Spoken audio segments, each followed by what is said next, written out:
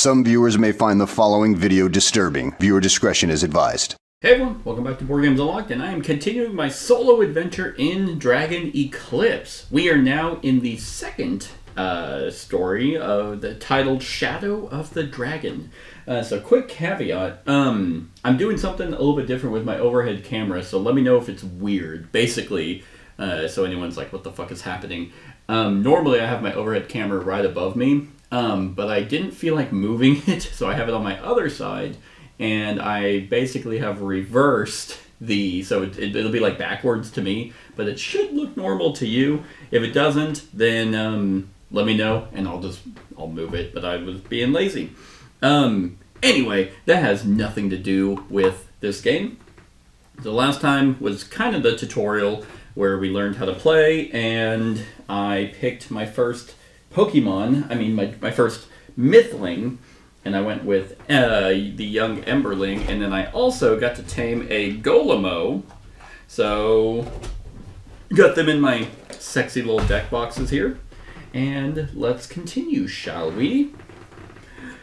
The shadow in the sky heads toward Kerberg, and you try to ignore the growing fear in your heart. If that thing really is a dragon, will it attack the city? Or is it here because of some dire danger? The tremor, perhaps? You shake the thoughts. You shake the thoughts off and take a deep breath. You're exhausted. What if what you saw was the shadow of a bird flock cast over the cloud? No, you're not mistaken. It must have been a dragon. Dragon! Dragon! The forest is tranquil, as if unsure what awaits. No birds sing, no animals prowl, and no Mystlings let out their distinct cries. Suddenly, the trees bend under a mighty gale striking the hill, which throws you to your knees. The chaos, the noise, it all makes the day even more surreal. You glance at your Golemo, who guards your other companions with its arms. Their bonds are already strong, although it is only a couple of hours old. Cute! I love this guy. So, hints. Combat attacks that target multiple opponents might be useful. Cool, my Emberling can do that. This is the last chance to change your starting companion who will assist you for the rest of the game. Take all cards behind the young Emberling. I'm not changing it. I like the Emberling, so I'm going to stick with that. In a two-player game, which I'm not doing, so choose two Mystlings to accompany you during the scenario. When playing solo, you have no other choice than to take the Golemo and the starting Mystling you've chosen in the first scenario. So I'm guessing even if I did beat it through health, instead of actually trying to tame it, I'm guessing I would have still gotten it, because this is not saying, oh, if you don't have the Golemo, then take the Iceling. And then perform deck construction. I did do that a little bit. I think one of the legendaries, because deck construction is, thank God, very simple. Because I'm not a huge deck construction person. But essentially how it's done is you'll always have 16 cards. And you can only have one legendary, which I don't have any right now anyway. But I swapped. What did I add? I added according to plan, which I was like, where's my camera? So I added according to plan. That one. Well, maybe I have to do it like this. I don't know yet. I don't know. Maybe doing that wasn't the right move. But according to plan lets me move, and if it's in slot 3, I get to attack. I really went high mobility with the Emberling. And I think that's all I kept. And also I have sleeves now since this is my official Mystling. So that's the young Emberling. That's all I modified, because it's one of the things that I unlocked with the my first pack. The card is good. I think it allowed me to move, and every time an enemy lands within one space of me, they take burn. But because I went high mobility, I didn't want to also be defensive. I wanted to have mobility, so I'm hopefully not going to be adjacent to a lot of people. Now with the Golemo, which there's the Golemo, I'll try both ways because I still have to figure out. So we'll see. If I rotate it, then it would be upside down. Oh well. I did upgrade his, which is one with armor. And that one is he's going to take 3 damage, gain 3 damage, but move, you or your ally gains 3 power. And then while this is on the top of the discard pile, he gets +3 defense. So I thought that one worked pretty well because he has 24 health, so taking some damage isn't the worst. And because of his special ability, for a lot of his passives is he gets defense. So plan on him being the tank. And I think that's all. I don't think I swapped out anything else. Oh, you know what I might have? Did I put it? No, Desperate Attack is normal. Oh, I gave him Swiftness, which was just a move and a move. So I know Swiftness sounds like I should put it on the young Emberling, but if I want him to start tanking damage or being in the way, I mean, he's got to move somehow. I mean, he's so slow. But that was it. That's all I did for deck construction. We'll see how those how those work. Now I'm going to go to script B1. And then here is some of the full art, which is very nice. Again, like I said, that's how it would look for me, but I'm pretty sure if I do that, then it's going to make it weird, but I'm guessing that's the shadow that I'm seeing. Alright, B1. Your Mystlings shift uneasily. They're on the verge of breaking into a run, unsure if they should follow their instincts or stay with you. Several wild golemos crawl from the ruins, looking longingly into the distance where the shadow disappeared. Some even head there, while others remain, still lured by the glowing stones buried within the ruins. You stand, enveloped by the noise of the forest. You must return to the city before dawn, but first, you must decide what to do about the golemos. I think I'll execute them and turn them into a nice little rock stew. So I can either leave the golemos in peace, you're uncertain if they could be the source of the tremors, or startle them with the help of your golemo. You are sure they are a threat, and you cannot allow them to cause any more troubles. Oh, no, I don't want to do that. I'm not going to do that. I will leave the golemos in peace. You shake your head. Those few golemos couldn't possibly be responsible for the quakes, as most of them bury themselves into the moss and brambles for the night, and the rest curiously examine the buried ruins. Love it! Okay. The trees dance wildly in the wind, branches snapping loudly. You stumble through this mayhem. Your only beacon, the faint lights in the distance. To make matters worse, flocks of Mystlings keep charging past you. Trying to give a wide berth to a pack of fire beasts, you leave your path and fall into the shallow marsh. Suddenly, you realize you are one step away from a nest of furples. They are notorious for their fierceness in defending their territory. You spot one of them, a creature with a flat snout, squinting little eyes, and nasty-looking yellow spikes crowning its head. All right. Damn, already off into a fight. There's going to be a fight. So let's go ahead and set up, baby. It is Arena 5. So let's do that. Or it's map 5, arena card 13. Windfall. So place a fallen tree in each space except the one in the middle. Yes. So I'm guessing. So fallen tree there. And I'm guessing that's the one in the middle that they're telling me not to put a fallen tree. You may treat a fallen tree as an opponent with the purposes of attacks and dealing damage. When a fallen tree gains at least 1 damage, discard it. You and the enemy can't move to or be placed in a space with a fallen tree. Okay. So that is the setup there. Enemy Furple, cards 68, 69, and 70.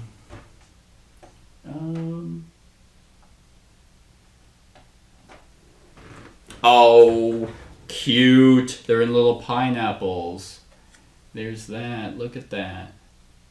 Or perhaps look at that. Cute. Yeah, 68, 69, and 70. Yeah, that's PvP. So there's the Furple right there. And let's see, his setup is going to be 3 triangles. 1, 2, 3, 2 circles, and 2 squares. Okay. And special ability is going to be on number 2. Interesting. All right.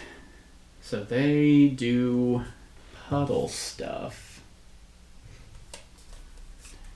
Because the opponent discards 1 power for each puddle within range 2 of them. For each power discarded this way, deal 1 damage in any range. Oh, okay.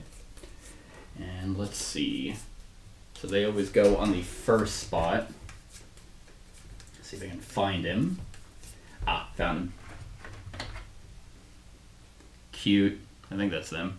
So there he is. Okay. Boom. So he's going to do square. Place a puddle within range 1 of the opponent, attack, and then retreat. He has 1 defense. Interesting. Okay. And that's it in terms of if I want to go ahead and tame him.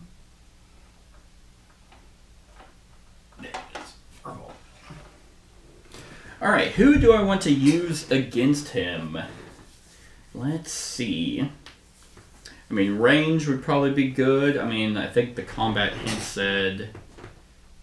Yeah, and there's no major corruption, so that's it for the adventure book right now. Okay. It would be good. Oh, you know what? Is Golemo good against... He is good against water. He gets a lot more mobility, seems like. That's pretty much it. That's all he gets, though. Yeah, his soil feed lets him move. You know what? Let's give Golemo a shot. Watch, he's gonna get like bodied immediately.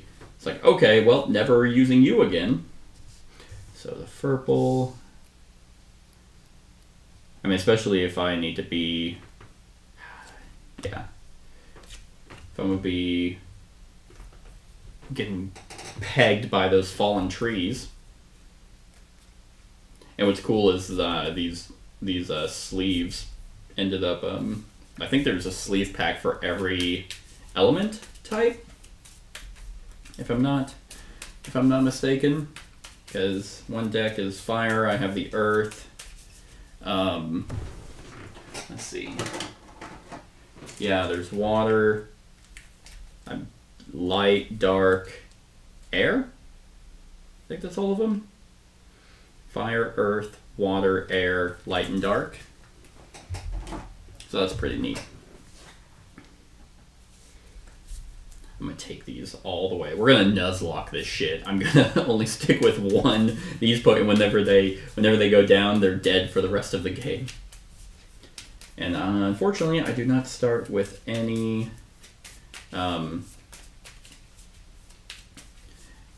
power. I am very curious though. So what if I had chosen to scare them off? That goes to 5. No, this would have happened no matter what. But I would have gained a different keyword. Alright, I think I've shuffled enough. Have I? There we go. So, boom, we got Stone Roll, Soil Feed, Focus, and then Synergy. Boom. And cool. Yeah, you can see all the cards, and we'll see how this goes. Alrighty. Now, one thing I have immediately forgotten. We go first, right? I just got done playing another campaign game where where the enemy goes first.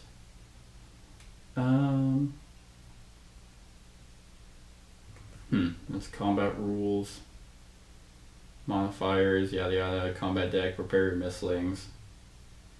I believe we go first. Yeah, I'm gonna say we go first. Alright, so what do I got? Kind of want to move so they just take a damage. So the fallen trees take a damage.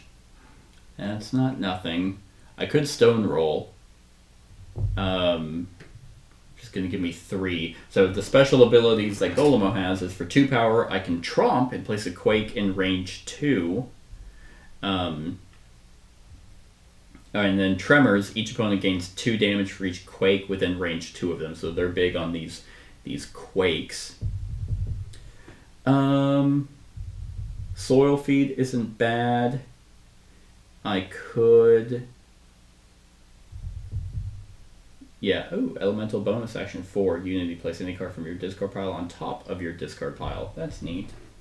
Is that the same thing that... Oh, nope. That is different. Being able to place cards on top of my discard pile.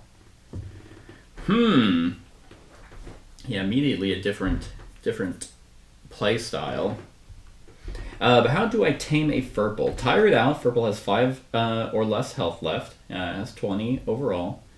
End your turn with at least 8 power. So Crackle with energy. And then Show Off. Deal at least 1 damage to Furple when there are no fallen trees in the arena. Okay. So that's why those want to be gone. I do not do a lot of damage right now.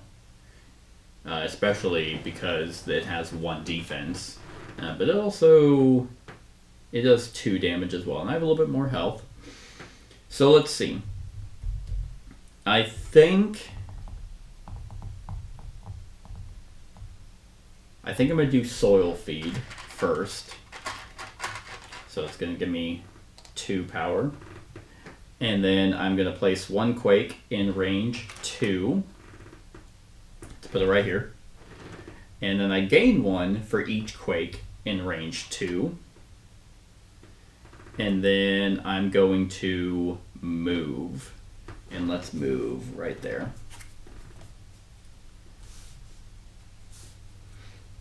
Whoop. Offensive stance. Might not be horrible. So now it's his turn, and it's going to do a square, which is place 1 puddle within range 1 of the opponent. So we'll put it right there. It's going to attack, and it's going to deal...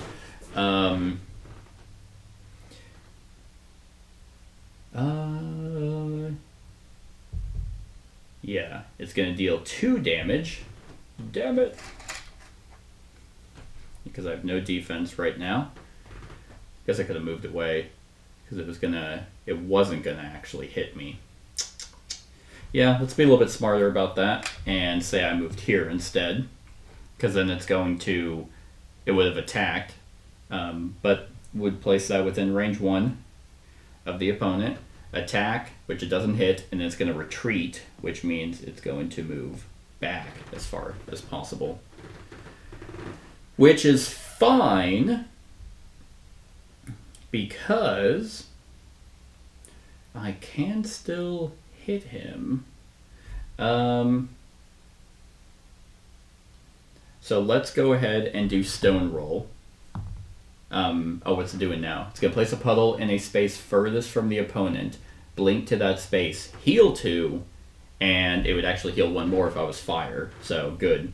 So I picked the right element. However, it is going to heal, so that's kind of frustrating. Place 1 puddle, and then I'm going to discard power for each puddle within range 2 of them. Yeah. Alright, Stone Roll. Yeah, let's do Stone Roll. I think. Yeah, you know what, actually? Oh, no, this then discard. Yeah, discard it, then discard this card. So that's not as good. So yeah, I think I will Stone Roll, which is going to give me a move plus 2. So I'm going to 1, 2, 3. And then, I'm going to gain 3 power. 1, 2, 3. And I'm going to attack, which is going to be 2 attack to his 1. So he's taken 1 damage. Ha! And then, let's see, now I get a bunch of free actions. So since he's going to be doing his ability, I think...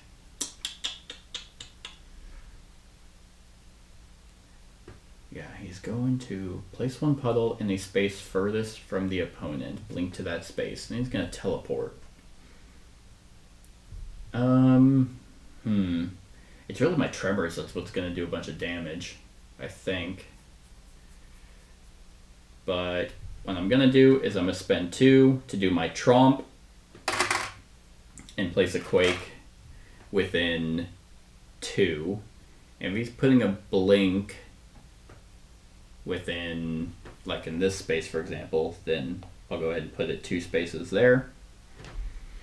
And then I'll spend 1 to move. Yeah. And we'll go there. So I don't have to discard my power. Yeah. Ooh! That's not horrible. That gets me built up pretty quick. Alright, so his turn. So this is going to... That's going to slide over. Then he's going to place 1 puddle in the space furthest from the opponent. That's the furthest from me. And he's going to blink to that space, so he's pretty far. And he's going to heal 2. Well, he's taken 1 damage. And that's it. And then he's going to do a special ability. The opponent discards 1 power for each puddle within 2 spaces, and there are none. So took no damage, which is good, and didn't lose any power. Boom. So then those get discarded. What's he doing now? He's going to rush, and then rush, and he's going to attack Pierce 2, and he's going to retreat +1. Interesting. I almost feel like I need to basically kite him in a way that surrounds him by a bunch of my quakes. Because if he's going to rush, he's going to move 2, and then move. Like if I moved here, and then he's going to attack with Pierce 2, which is very annoying. Because I'm thinking of one with the armor. Gain 3 damage, move, which my movement's only 1. But, you know what's interesting? You know what? I think I think I want to get rid of these, so I think I'm going to trigger or do synergy and gain 2, and then I'm going to resolve my offensive stance, which is going to give me 1, and then the offensive stance gets discarded along with the synergy. But now I have 6, so I kind of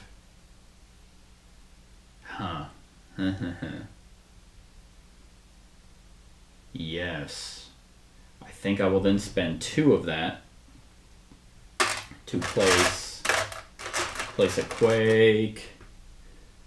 We're gonna go here because he's gonna rush twice, which means he's gonna go 1, 2, and then we could do 1, 2 because what's each opponent gains within quake within range 2 of them. That would be a lot of damage, and I would be able to get the yeah, unless, well, he'd go 1, actually he would go 1, 2, then 1, 2. And attack with Pierce 2.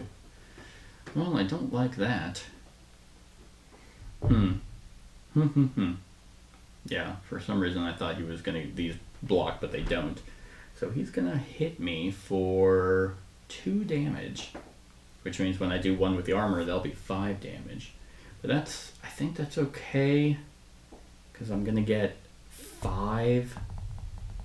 1 with the armors. Yeah, that might be worth it. That might be worth it. Okay. Ooh, how nice. Okay. So he's going to do his triangle, which he's going to rush, and attack. Oh, then he's going to retreat. God damn it. Retreat +1. So he's going to go 1, 2, then 1, 2. And then he's going to attack me for 2. Yep, so I will take 2 damage. Oh, I have these red berries during combat, just during the next attack. And so he's going to come in and punch me in the face with his stick, and then he's going to retreat +1, so he's going to go 1, 2, 3. Oh, you asshole. Oh my god, this guy sucks. Alright.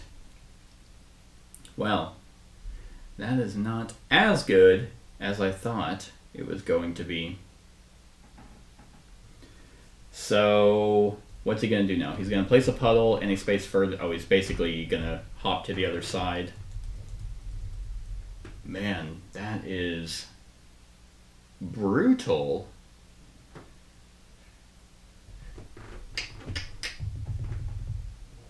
Yeah. Because I can have 5 out, and then if I were to add a 6th one, then I would take one of them off the board and move it to that spot. Let's see. I think it's still 1 with the armor, but that's gonna be 5 damage because all he's gonna do is heal. So that, or it's gonna be 5 damage total. But then he's not gonna be attacking me. But really, I mean, his square is gonna attack me.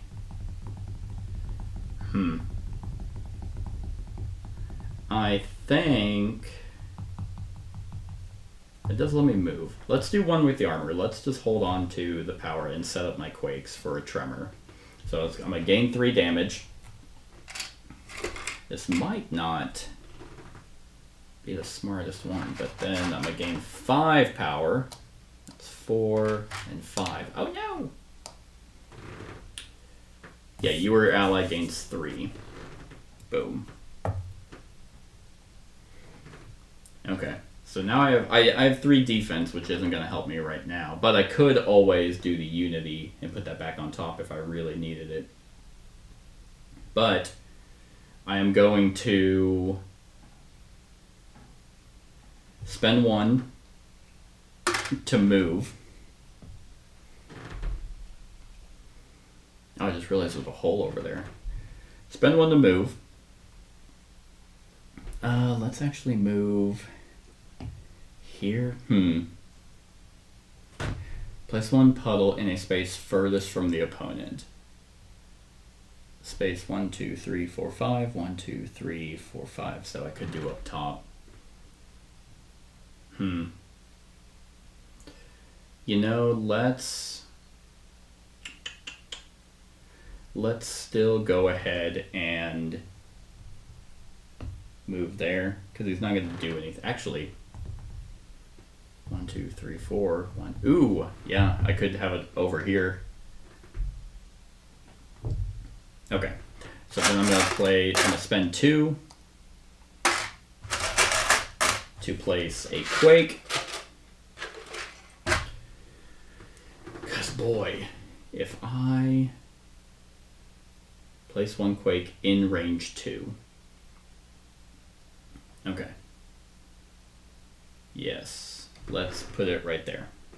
Because if I can get him in here, then that would do a lot of damage. Because I'm probably going to do Earth Shield next. Alright. This is going to work. This is going to work! Good thing I have a lot of health, but now he still has, he has 1 more health than me. But he also has an 8 defense. But then I should have my Quake set up to start reaping the benefits of like Earth Shield and stuff like that. Okay. Now it's his turn. Oh, shit. Well, that's moving over. And then that's there. He's going to place a puddle. He can also have a max of 5 puddles. We'll put it here. He's then going to blink and heal, but there's nothing for him to heal. And then I discard a power for each puddle within range 2 of me. There is a puddle now because I stupidly moved. Actually, where did I put? I didn't need to move. I'm playing stupid because of being able to place within range 2. I could have still placed it there without moving. But then he wouldn't have moved over there. He would have moved it here because that is the furthest space. And now he blinks there. Which is fine. That's fine. But I don't lose any power and I don't take any damage, which is fine. And then these get discarded. And now he is going to place a puddle within range 1 of the opponent, attack, and retreat. So he's just able to kind of put puddles wherever he wants. Alright. So if he's going to attack, he's still going to move away. Jeez. Yeah, it's interesting. I needed mobility.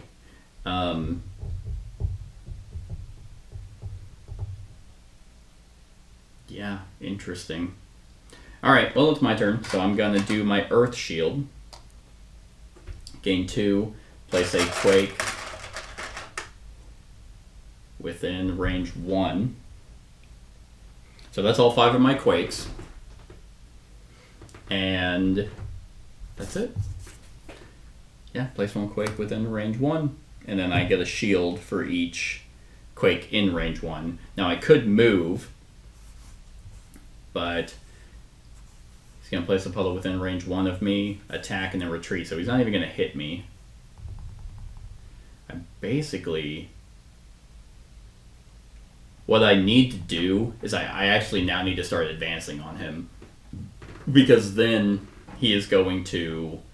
He'll start running away from me. And whenever he's running away, then I could...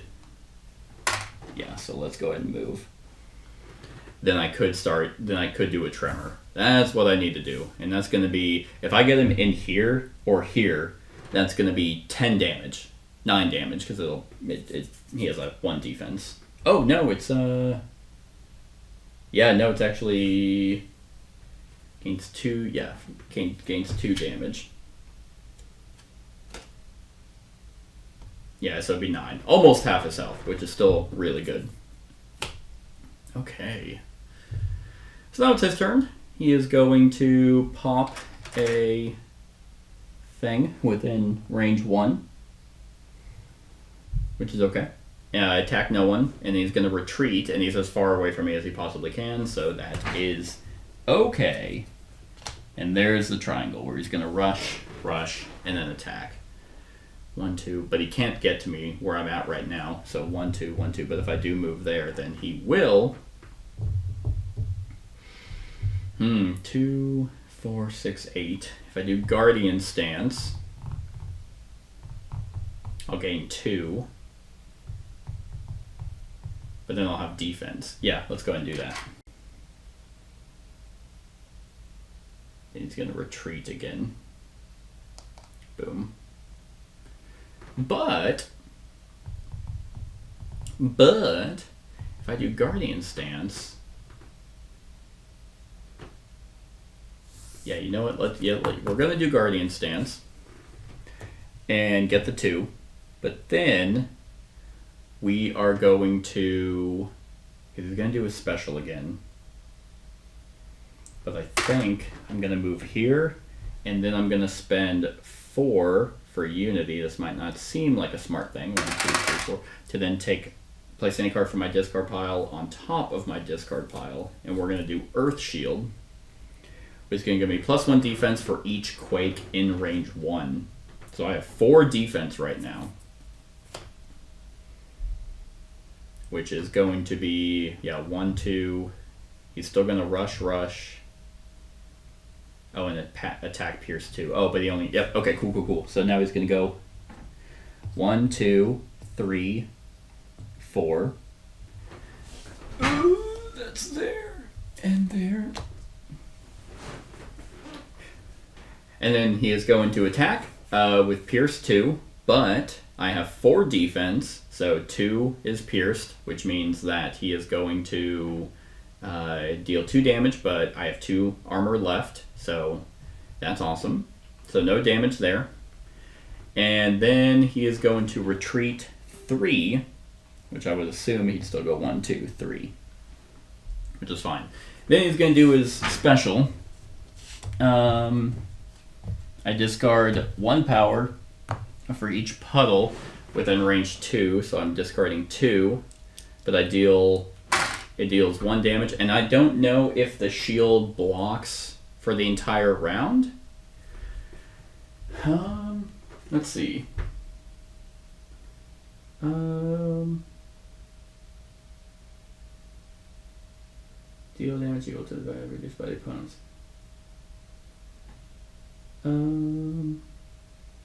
Yeah, so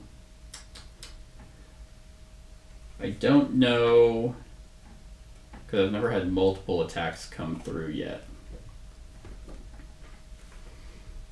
So do I block? Do I take 2 damage from that? I assume I do.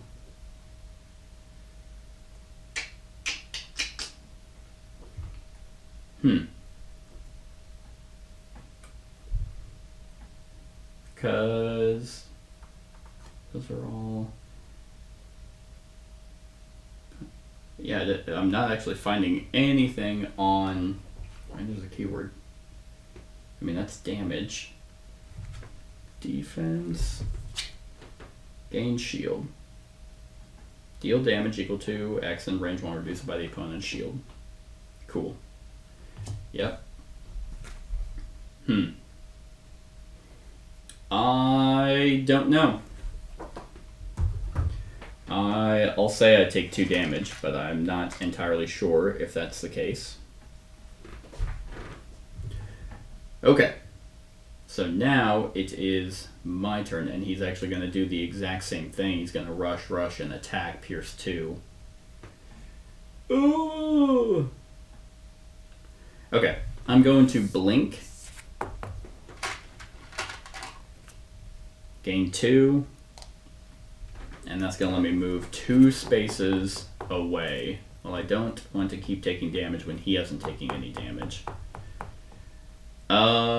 So I think I'm actually... God, I need to get near him so he starts running away from me. So it's like, do I absorb... Do I take the damage?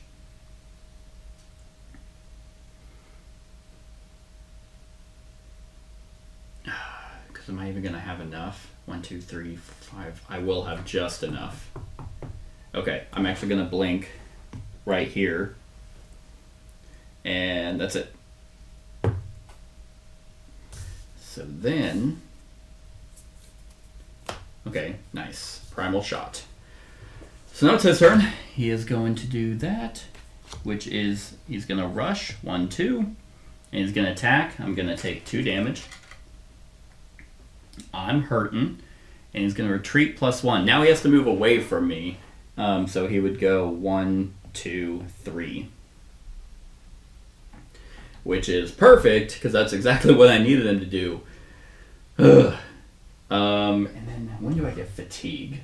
Is it whenever I have to reshuffle? Fatigue 22. Enemy. I think it's actually.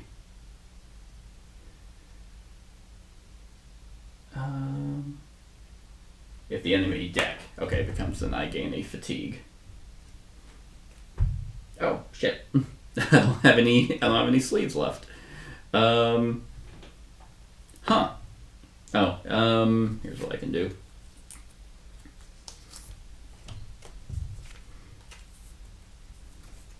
There we go. Right there. So now, I'm gonna reshuffle these. I don't think I'm gonna be, I don't think I'm gonna be taming him. I wonder if you only get 1 shot throughout like the entire game. If you get 1 shot to tame, or if I'll fight like a Furple at a later point. All right. So now it's my turn, and all this setup. So I'm gonna focus to gain 3 power. 1, 2, 3. And move, and I may discard another card. I think I'll discard Pummel. And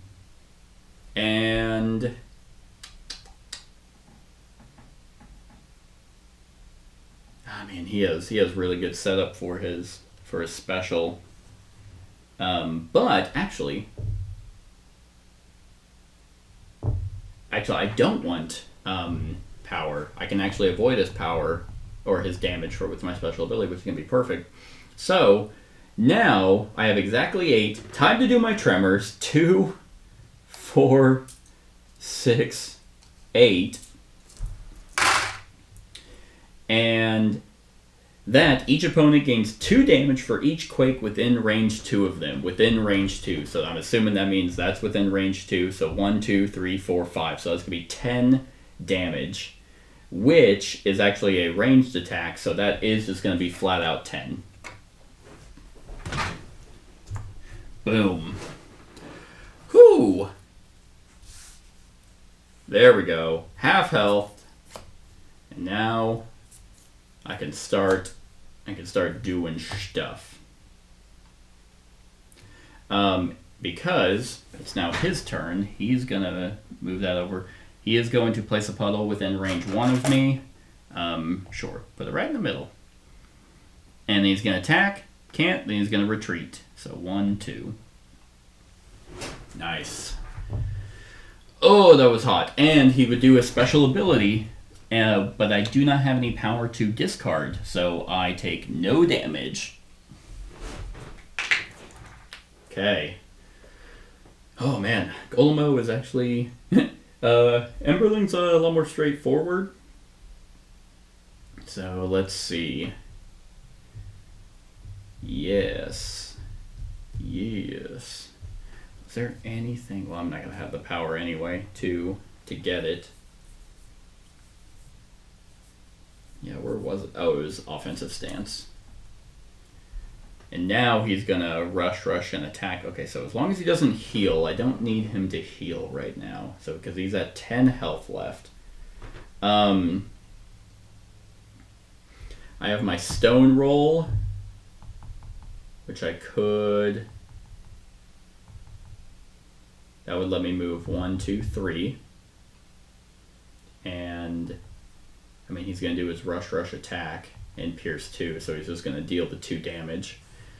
I could... Nope, he's just far enough away that my primal shot's not going to hit him. I kind of want to keep... I want to stay on the advantage. Sprint isn't doing me any good right now. I think I'll do stone roll just to... I mean, again, it's not going to be much, but it does give me some power. So I can move +2. So this could be 1, 2, 3. Or... Yeah, damn. Actually, 1, 2, 3. This will work. And I will attack him. It's going to be for 2 damage. I could... You know what? I'll do my red berries. Why not? Combat. During the next attack, gain +1, so it's going to be 2 damage to him. Boom. And then... That just gets discarded. And then I'll spend 1 power to actually move down 1. Because I'm going to get +1 defense for each quake within range 1. Which actually... Ooh. Move back 1. That'll help a little bit.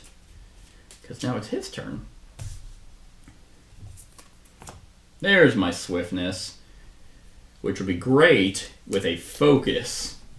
Well, not actually super great because... Or not a trigger.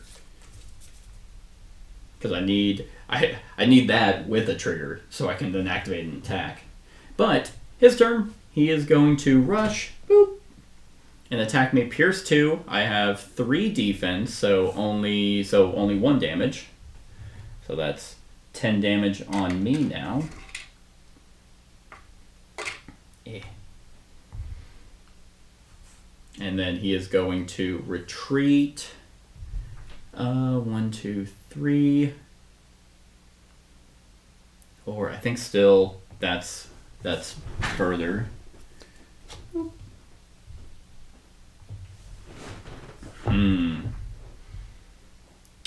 Perfect.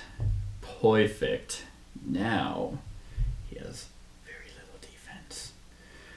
So I mean the only thing that he's doing the rush attack. Okay. But still, like, I need the power. And unfortunately, he's just far enough away that I can't get to him. I will spend 1 to move, and then I will play my primal shot and deal magic damage to him, which he has no defense for, so that's nice. So he is at 6 health left, and that will go there. Soil Feed. Place 1 Quake in range 2. Gain 1 power for each Quake within range 2. Oh, that's hot. Is that one of the cards that I took out? Because it might have been. Because there was... No, Earth Shield is one I took out. Okay. Because that definitely gets me to my 8. Ow. Damn it. Well, can I... 1, 2, 3, 4, 5.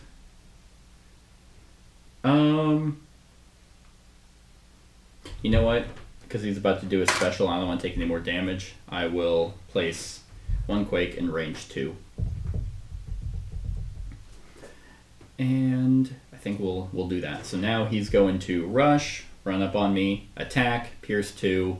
I have no defense, so 2 damage. Now I'm at half health. And then he is going to retreat, which will be 1, 2, 3. Now I wish I had wish I had 8 power, but I don't. And he's not going to do his ability because I have no power to discard. And now he's going to do his teleport to heal, which is really fucking annoying. Oh, wait a minute. Place 1 Quake in range 2. Gain a power for each Quake in range 2. And then I can move. That would get me 5, 6. Fuck. That's annoying. That's... Well... Oh no, I would have had to discard the 2 power anyway. Damn. Okay. Then let's go ahead. So place 1 Quake within range 2, gain a power for each Quake within range 2. I have no power to move. He's... Oh, God. Oh, that's so annoying. Alright, let's do Swiftness. Gain 2 power to move twice. So we'll go 1, 2. And I think that'll be it. So now he's going to place a puddle, 1, 2, 3, yeah, in the space furthest from the opponent, which I'm directly in the middle. So I definitely get to decide, and we'll grab this one, pop it over here. He'll teleport, and then he's going to heal 2, which is very annoying. But luckily he's not doing that back to back. And I'm not fire, so he's not healing. He's not healing twice. So Soil Feed. 1, 2, 3, 4, 5, 6. That would be just enough. Yes. Okay, I think I can get him. Maybe. If this card is a trigger, that would be nice.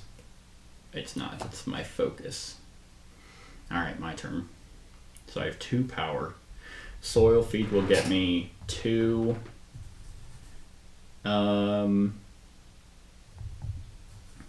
2, 3, 4, 5, 6. Soil Feed would get me 6.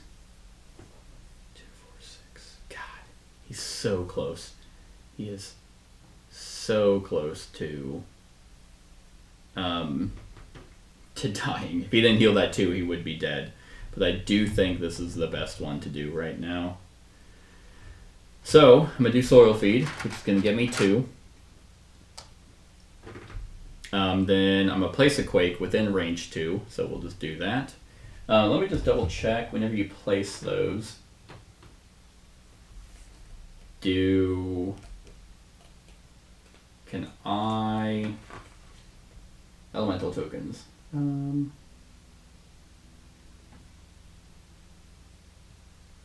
Let's see. Yeah, you can only have one.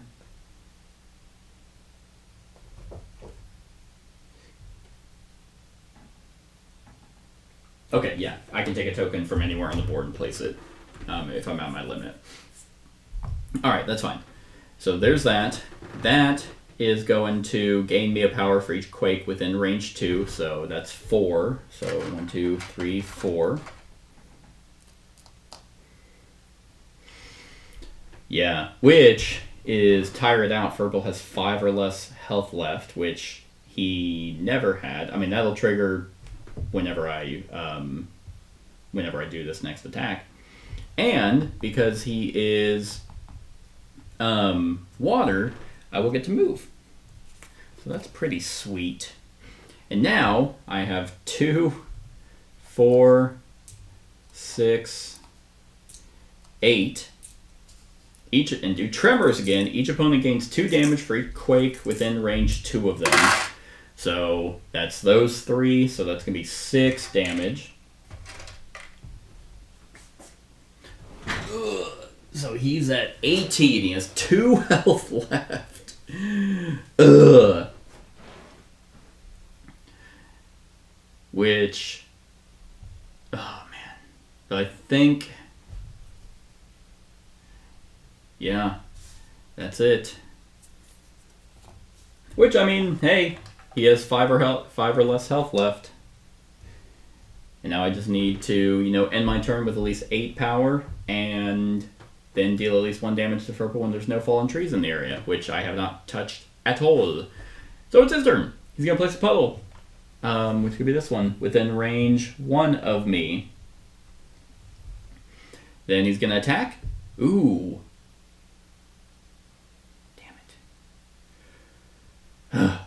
Oh, shit, God damn it. Well, he can't retreat. There's nowhere, for him to move that's further away. So that's that. And I have no power to remove, so I'm not taking any damage from that. Yeah, for each power discard this way, deal 1 damage in any range. Got it. So that's definitely a good counter. So now it is my turn, which is very unfortunate. What's he doing? Oh, cool, he's teleporting and healing. Son of a bitch. Oh, yeah, tapping, completely being tapped like that sucks. Because he's going to pop all the way over there and then heal. God, that's brutal.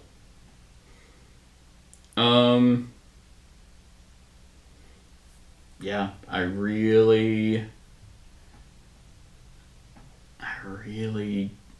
still have that desperate attack. I mean, I could focus just to gain 2, move, and then discard my desperate attack, but that's really the only way. Because I don't think you can do bonus actions in between actions. I don't think I can do my primal shot to gain the 1 and then dash to be able to get in range to shoot him, which would be just enough. That would be just enough to kill him. Oh, I hate it. God, is it actually worth taming him? Because I'm not gonna, sure, I guess I'll primal shot the tree. And that's that, because again, he's about to teleport. And I need to have 8 crackle with energy, 8 power, and And I have to deal at least 1 damage to him when there's no fallen trees. That I can at least do. Oh, damn. Yeah, I guess I'll save up for that. So it's going to be his turn. He's going to place a puddle, which is the one furthest from me over here. And he's going to blink to that space and heal 2. And that's that. And now I'm going to gain another fatigue, which actually is kind of annoying that they gave no extra sleeves to be able to deal with that. It's also annoying that I've been able to beat him. Like, I think I probably would have done better with my Emberling. Oh, alright. Well, there's Golemo. We'll take him out of his thing so I can grab the fatigue. And the problem is I don't believe I'm going to fully heal from this. Alright. So he's going to rush and attack, and then he's going to retreat again.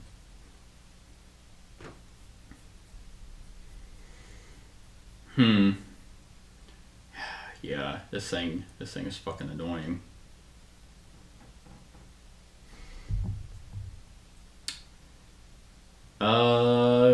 Man, I honestly have no idea. Because he's gonna 1-2, 1-2, and he's gonna attack with Pierce 2. Which,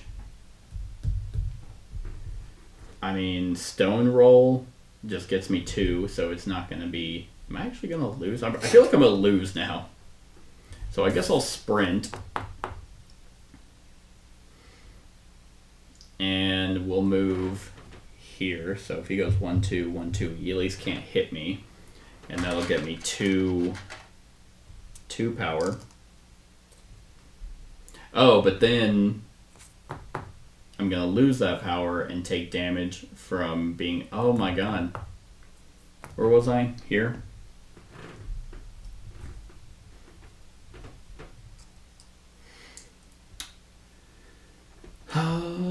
Okay. I could Stone Roll. Yeah, let's do that. And move +1, 2, 3. And I can't attack, but this will still give me +1 damage, and I'll get out of the way for... Oh, yay, thanks for all the attacks. This is fucking annoying. Oh. Yeah, you know what? I'm going to spend 1 to discard a card. I'm going to discard that Desperate Attack to draw a card. Leap. Okay, a blink. That's not horrible. Alright, his turn. He is going to rush. 1-2, then 1-2, and not attack. And then he's going to retreat. 1-2, 3. And then he's going to do a special ability, but I'm not within range 2 of any puddles. We're both trying to do the same thing, which is kind of interesting. Where we're trying to basically position the board to where someone takes damage. Alright, what's he doing now? Place a puddle within range 1, attack and retreat. Okay, so I'm going to gain 3. And sprint, so I'm going to move. Alright, that's it. That is it. Okay, soil feed. That's actually really good.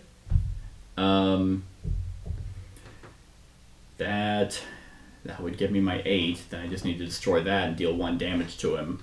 And then tame him, because clearly beating his ass is not happening.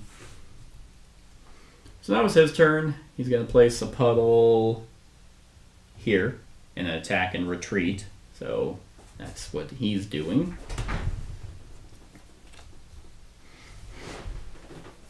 He's able to place a little bit better than me, but that's all right. He's going to do it again, which means I'm going to lose 8 at the end of my turn. Okay, so which one's better to do then? Because I'm going to get Place 1 quake in range 2. Gain 1 power for each quake within range 2. If I take this one, or if I move up and then take this one or that one and move it here. If I move here, then that would be... Oh, no, because he's going to do his... And that's all within range 2, which is pretty much where I'm at. Is going to be the best case scenario. Because I don't want to... Yeah, unfortunately I can't really do much. This is where I kind of need to be.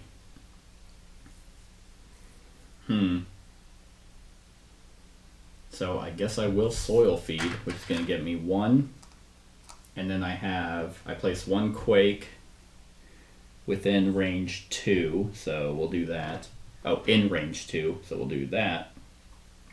And I gain a power for each quake in range. If it's okay, so it's saying in range 2. Does that mean it has to be 2 spaces away? Because if that's the case, then I will spend a power to move there, and I'd put the quake there. So then I would gain 3.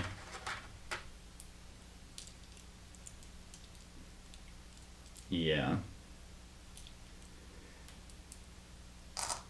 So 2, 4, 6, 8. So that will... I get to move.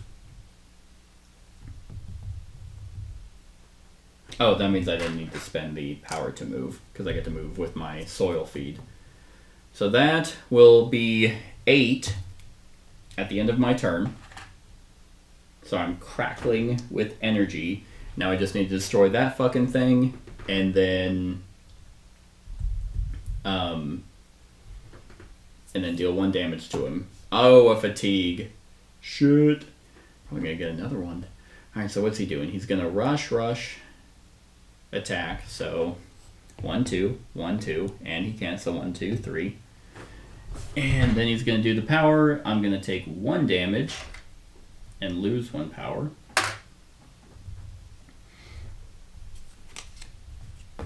Ugh. Alright. So, what's he had? He's at 16. What is it? Each opponent gains 2 damage for each quake. Oh! And that says you may treat a fallen as an opponent. Ooh, okay. Oh, that's interesting. So I'm very curious if I leap and gain 2. You can let me know in the comments if this works. But I'm gonna blink 2. So boop boop. Oh, I'm facing the wrong way. Then I have 2, 4, 6, 8. I have 9.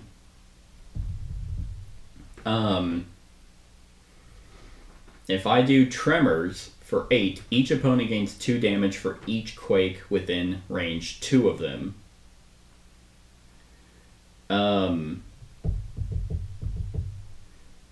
And my show-off says deal at least 1 damage to Furple when there are no fallen trees in the area. So if I'm dealing damage from this thing, because I can treat that as an opponent, and my quake says each opponent gains 2 damage. So the quake would destroy the tree, and it would hit him. So if there are no fallen trees in the area, and then he takes damage, like, do I get to pick in what order it happens? Like, can I remove the tree and then deal damage to him, which would actually tame him? I don't really know. Because what's he going to do? He's going to place a puddle within range 1 and then attack and retreat. So he's going to keep moving away. I have 13 damage to my 24 health. So, I mean, I'm almost positive that I can still win. It's just a matter if I get to tame him or not. Either way, I'll just say whatever. I'm just going to take 8. Do my special ability 1, 2, 3, 4, 5, 6, 7, 8. And do my tremors. So each opponent takes 2 damage. So there's the fallen tree. and then 2 damage to him, which, I mean, it doesn't kill him, puts him at 18 again. But I believe that tames him, because then I show off with my sexy tremors to deal these 1 damage to Furple when there are no fallen trees in the arena. And there are no fallen trees in the arena. So I'm going to say I tamed him. You can let me know if it's simultaneous and doesn't count, or whatever. But we're going to go to script B11. The Furple's vicious sneer disappears. The Mystling allows you to approach the nest, and you ensure that there are no cubs here. You show the Furple your interest in teaming up, and it seems eager. A feisty look returns to their eyes. For now, the Furple will be accompanying you from a distance, as you cannot maintain more than 2 strong connections between you and your Mystlings. Hey, alright, we heal up to half of our health. So, heal 6. Place card 71A. Oops. Yeah. Place card 71A and 70B in your play area. Or in the... Okay.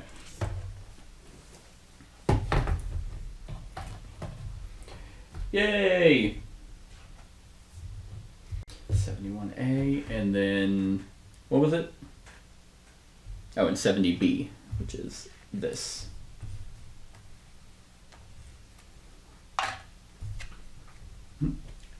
Furple's eyes twinkle with a malice as it looks at its enemies from the safety of its fruit armor. It's worth mentioning that Furple treats everyone, and sometimes also things, as its enemies.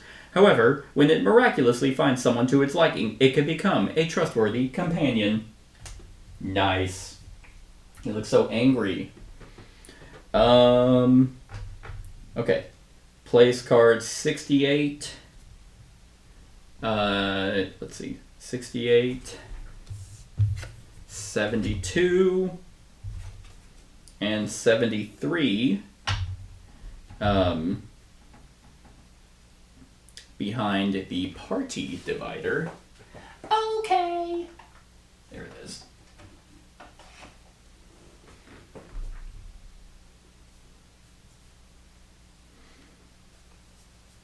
Okay. God, the artwork is so good. And and all Furple action cards. Which is 1, 2, 3, 4, 5, 6. Okay. That makes sense. And I guess we'll put these in the behind the Furple shit. And then we take this and we put this in the remove divider. Alright, clear the arena and go to script B35. Whew! Alright, that was brutal. Like, I really think the Emberling would have been able to do it. Yeah, he would have healed 1 more each time he did that, but I would have been able to keep up with him, and I think the fatigues go away. No, they don't. No, they don't. I think they stay. Yeah. Boom, boom, boom.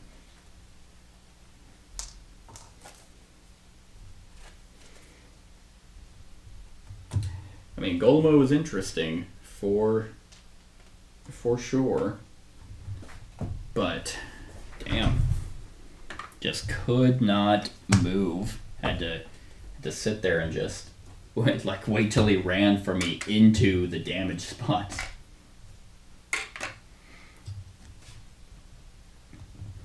Alright, where were you? Where is that? Was this your spot? I think it was. Yes. Alright, that's the arena cleared. Alright. B35. Nope. You continue your walk to the city, and it finally comes into view. At first, Careberg appears as it always does, but as you near it, you begin to pick up alarming details. There's a new deep crack in the wall, and one of the roofs behind it has caved in. You scan the city carefully now, but a familiar voice distracts you. "Oh, so good to see you." It is Mildred, the ranger, rushing towards you. As always, her cheeks are tinted red and her hair in disarray. She looks awful. The sight of your friend has a calming effect on you. "I've been looking for you," she says, catching her breath. You're never going to believe it. There was another quake soon after you had left, and all the creatures escaped. They went there." Mildred is pointing in the direction where the shadow of the dragon was headed. You frown, but before you have time to consider, the ranger adds, "At least I know where the wind razors are. Prowlers, I have no idea. The other bad news, however, is that predators hunt in the area. We must save the Mystlings as fast as we can. Will you help me?" Well, how could you say no to that? Especially because she's super hot. B64. Don't make me fight. Okay. You follow Mildred and arrive at the ranger's makeshift camp, where you see a wounded man on a stretcher and a bruised Fail, a water mistling, curling up to him. Mildred points towards a glade with an ancient tree glowing in the middle. "Wind razors are east of here, hidden among the leaves of the ancient tree, but they are scared of local predators, so they won't climb down, and we are in danger without your combat experience. You can see the result of the elkthorn ambushing us. Unfortunately, we don't know where the prowlers went, maybe even further east? Elkthorn could attack humans, but only if they entered its territory, and the ancient tree is in the center of a glade, not a grove. Is that okay? You're gonna actually Was the Mistling still agitated after the earthquake, or is something else going on? You nod and consider your situation. 1, you must get rid of the predators. Intimidating or defeating one should also be enough to scare the others. 2, you must calm down and escort the wind razors to safety. It probably won't be easy. You've already seen how they behave when scared. Rangers have equipment you may need during your task. They can give it to you for a low price, but then you must hurry and rush towards the glade indicated by the rangers. Alright. So I may spend 2 silver to draw 3 equipment. Gladly. 3 equipment. 1, 2, 3. So, got some dragon fruit. During combat, I can discard 1 card and place any card from my discard into an empty slot. If I have a water mistling, I may repeat this effect once.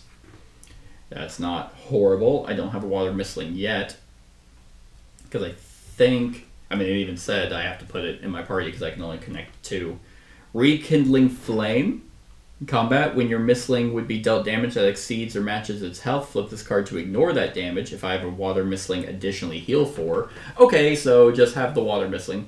In Consuming Lantern, gain 1 power for each burn on the chosen opponent. If you have a Fire Mistling, gain 2 for each burn on the chosen opponent. Well, I guess I'll grab... both of these are really good. But I don't have a Water Mistling right now, and I kind of need something right now. Discard the rest. Okay. So now, I will open map 3.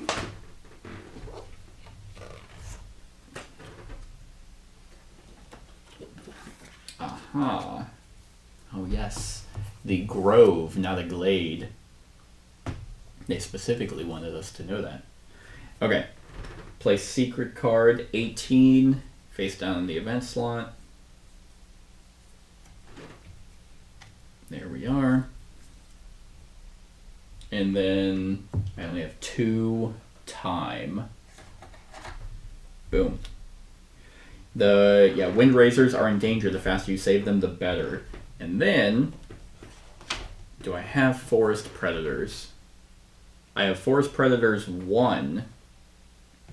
So I will go to script B59.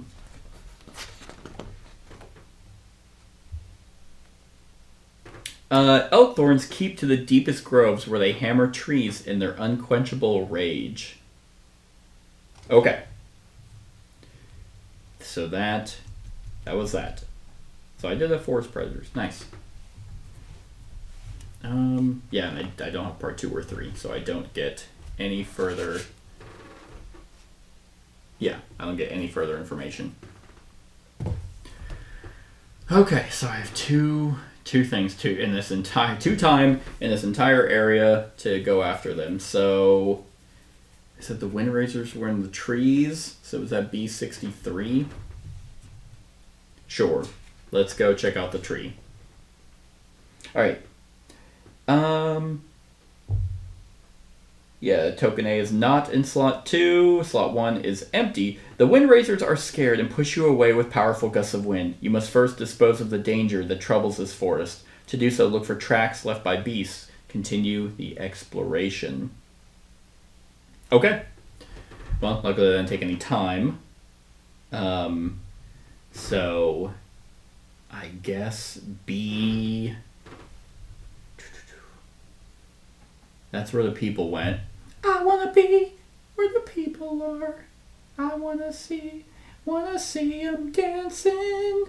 Oh wait, are the tracks going this way or this way? I guess I can check if I think it's either B66 or B44. So I'll do B44.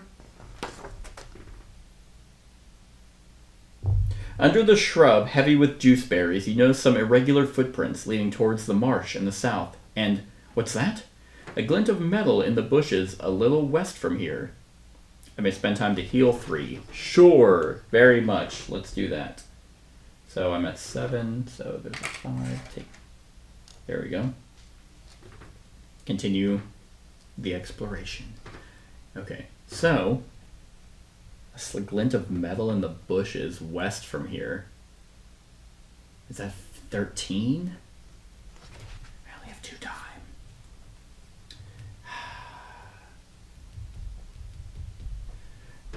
Okay, well I guess I'll do 66. I know that's not west, but I don't know what that metal is, and I don't really have the time to take a look. So, 66. If any token is in slot 1, it is not. Hoof prints disappear into a dense grove. You haven't heard any birds or seen animal tracks for some time. No doubt you are on your way to a predator's lair. Let's enter the grove, baby! Script B73. The noise of a falling tree heralds the arrival of the predator. Its eyes burn with unquenchable fury. The muscles bulge under the layer of thick hide. You hope you're not biting off more than you can chew. Of course not. Alright, let's set up this map. Okay, Arena, card 10, map 2. Gotta find the map. That's map 4, map 1, map 2.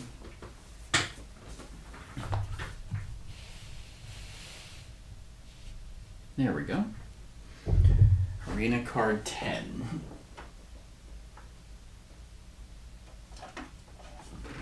Dark Grove. Place a mystical tree on the space in the middle. When you or the enemy ends their turn within range 1 of the mystical tree, Elkthorn gains rage. You and the enemy can't move to or be placed in a space with the mystical tree. Got it. Okay, well rage is probably... That's probably not good. Enemy Elkthorn.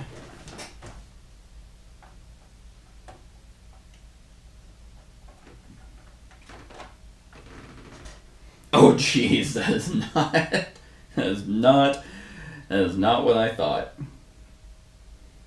51, 52, and 53. Alright. Well, there's the Elkthorn. Oh, and ooh, okay, so special area 3. And then it's gonna be 3 triangle and 2 circle. 1, 2, 3. Interesting.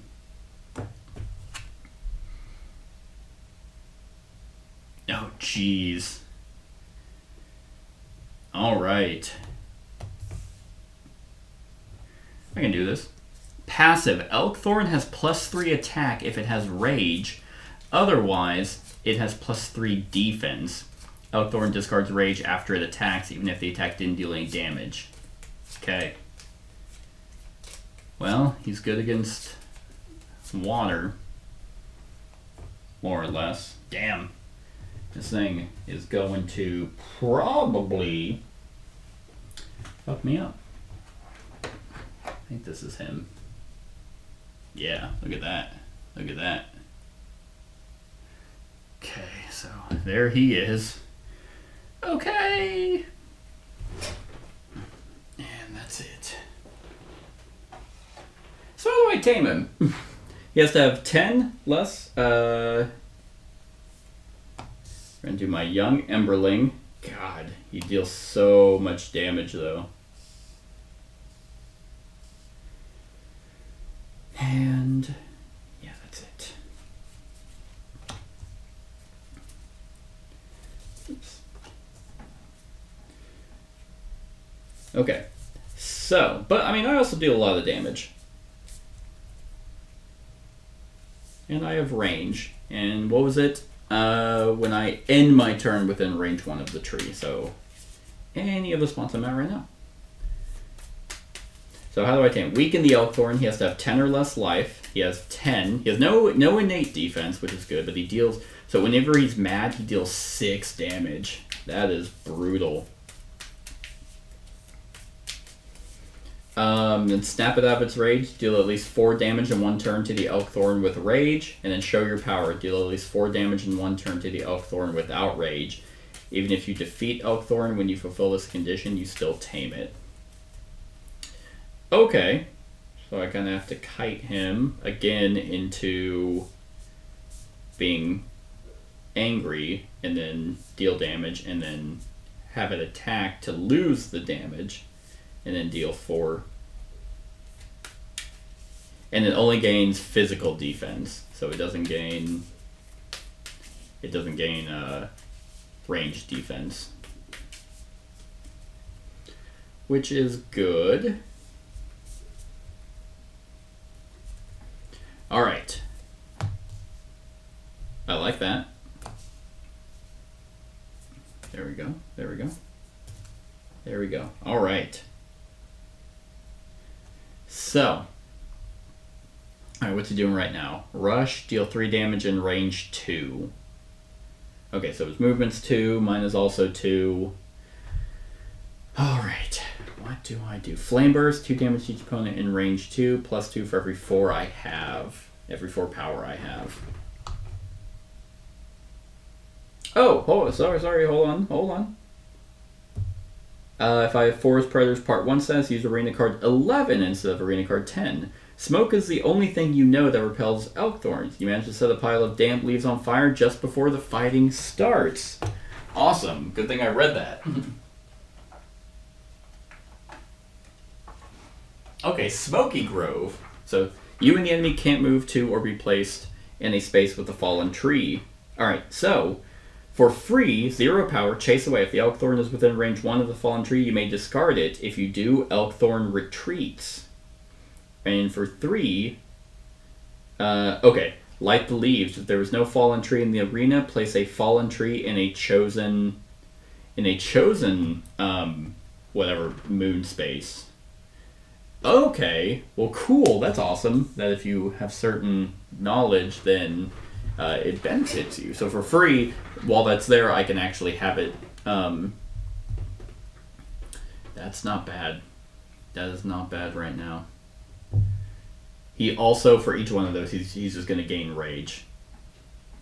Okay. Yeah, and his special ability, he's going to cleanse weak. Oh, okay. So if I had a way to make him weak, he would get rid of it. Then he would attack +1, and then he gains rage. So this thing's just angry. All right.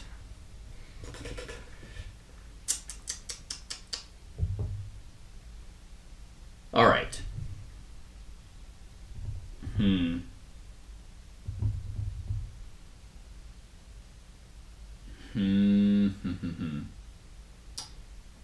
Damn. Oh god, he's gonna rush. I don't have any. Oh, I guess I do have a move, but he's faster than. Oh well, no, he's the same speed as me, so he's gonna hit me no matter what he's doing.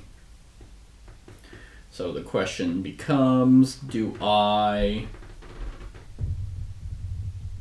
Oh, I deal technically more innate damage than him. Not bad, but I'm not going to gain a lot of... Okay, I might be able to do something. I think I'll do Flaming Bite. Actually... Oh yeah, with the Smoky Grove, now there's none of that. If I end within one space of it, he gains Rage. So that's good. So I'm going to do Flaming Bite, gain 1 power, move 1, and then attack. He has no... Oh, if he has... Oh, god damn it. Fuck off. That's so stupid. Alright. So right now he has +3 defense. Because he does not have Rage.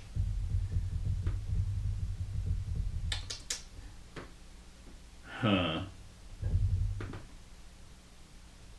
Okay.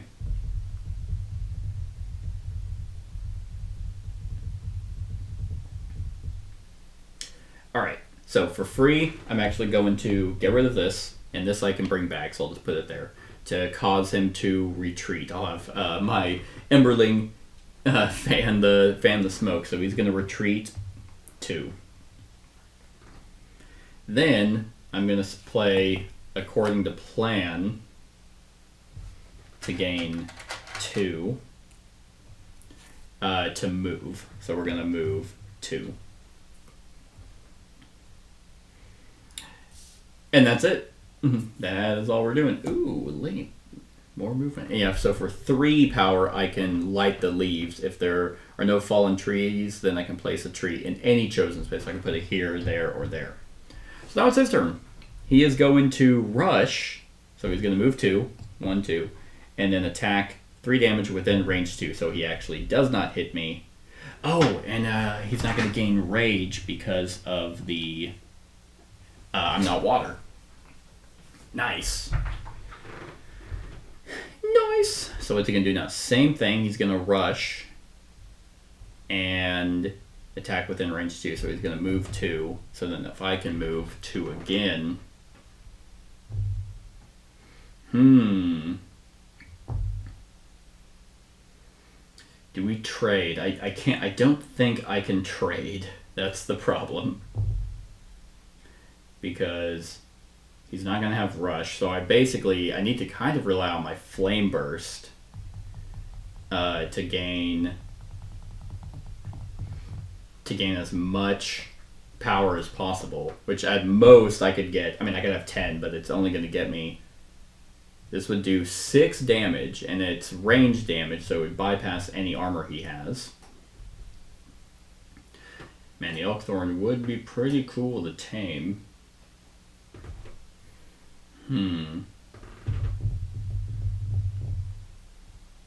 But he will do his special ability, which will eventually... I mean, he'll only attack if I'm near him for that one, so that's not too bad. I know I'm eventually going to have to do some damage, but Flame Burst is just too good right now. Because I could Flaming Bite.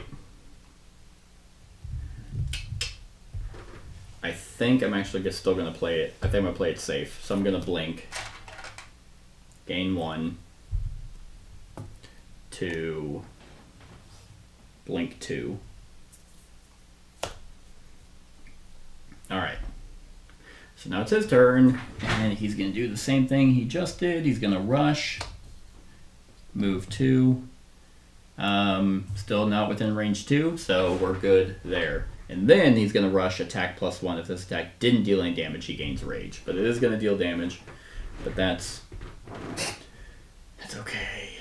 Or do I just deal the 4 damage now with Flame Burst? And then build up for Fire Nova. That's not awful. Flaming Bite isn't nothing either. Attack +1, I really don't get any type of defense.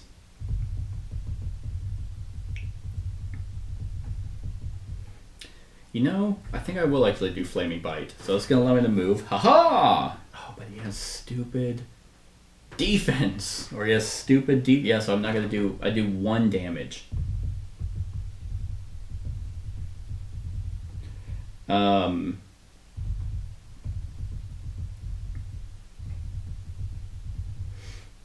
Man, that is brutal.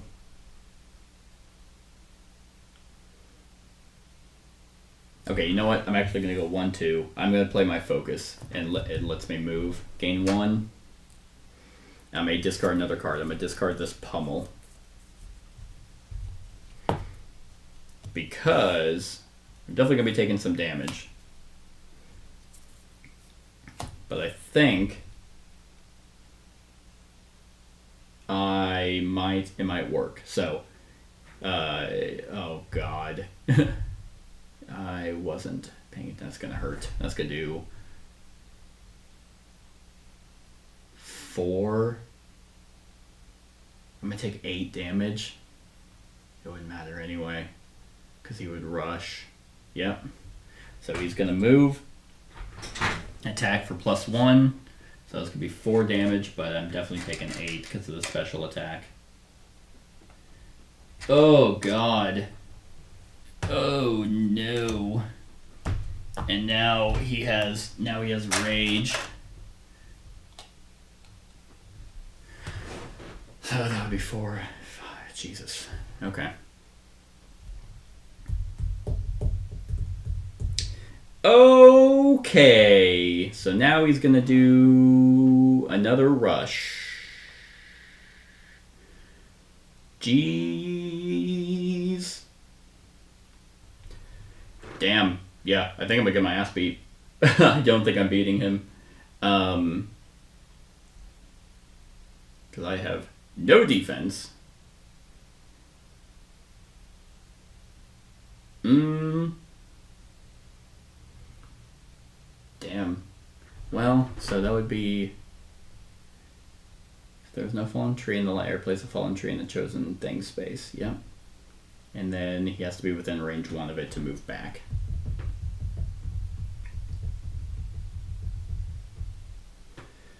Oh, God. Well, his movement's 2, so if I move with, like, Flaming Bite, and then move away, he...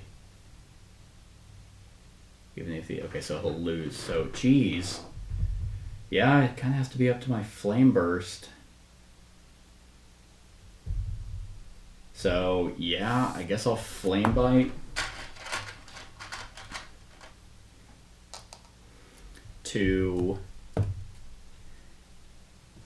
move 2, and then I'll spend 1 as a bonus action to move 2.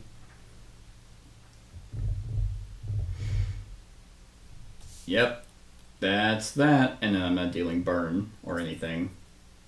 Oh good, Guardian Stance. That will potentially be helpful. Now it's his turn, so he's gonna rush. Luckily he's gonna attack, but I'm not adjacent to him. So, but I guess if he didn't deal any damage, he gains rage, which is fine. Yes. Okay. Okay. This might turn around for moi. Because that was his turn. What's he gonna do now? Same thing. Rush, attack, and if it doesn't deal damage, he gains rage. So he'd lose the rage, but then he gains it back.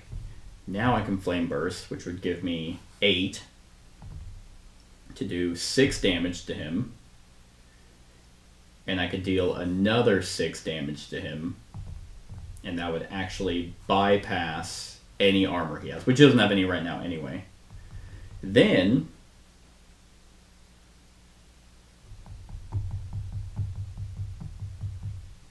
jeez.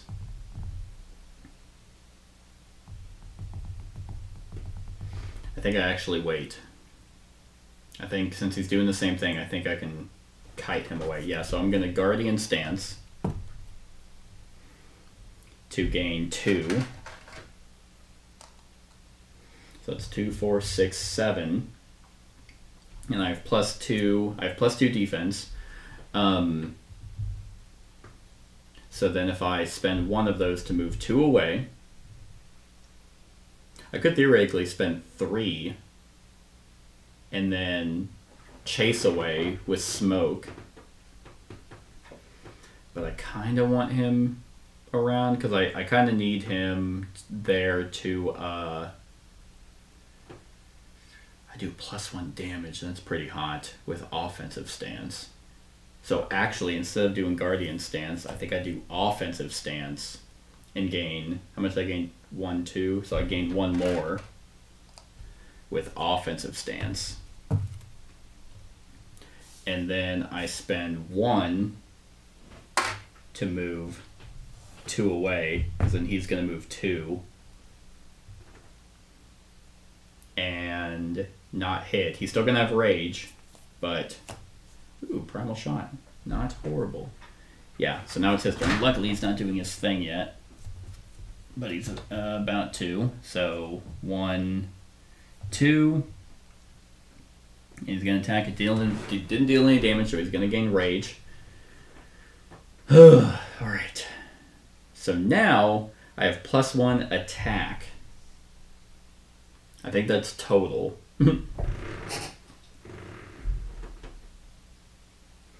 So, yeah. So I think I'm going to now 2, 4, 6, 7. Do Flame Burst. It's going to gain me 3. To each opponent in range 2. He is within range 2. And +2 for every 4 power I have. So I have 10. So it's going to be 6 total damage. Well, 7 because of Offensive Stance. 5, 6, 7.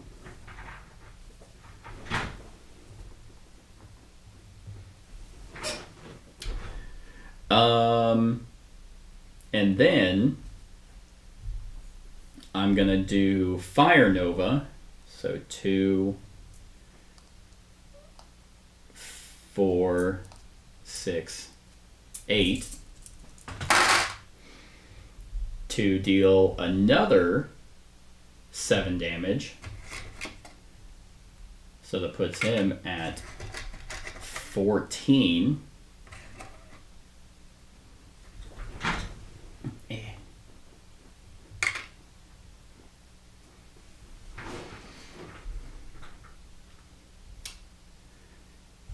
And I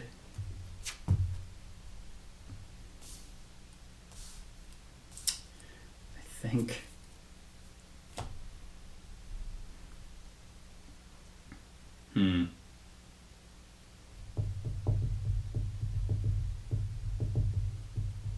actually, you know what? He discards Rage after it attacks, so I don't... Oh, no. I don't think he had Rage the last time. So if he has Rage, he has +3. Oh, God. Yeah, that's going to deal... I think he's going to actually kill me from that. Well, I guess we'll find out what happens when you lose, because he definitely has less than 10. And I did deal at least 4 damage in 1 turn to the Elkthorn with Rage. And... Huh.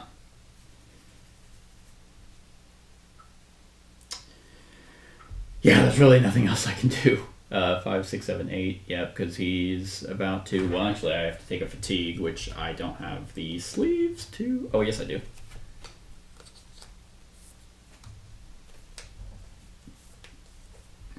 Because this should have been shuffled.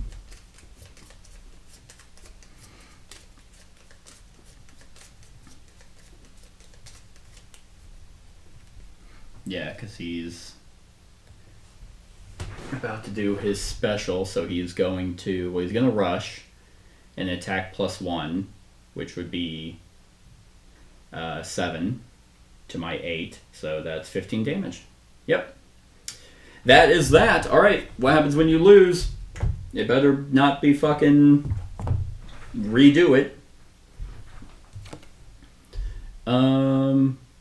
Script B88. Does anyone come to fucking help me?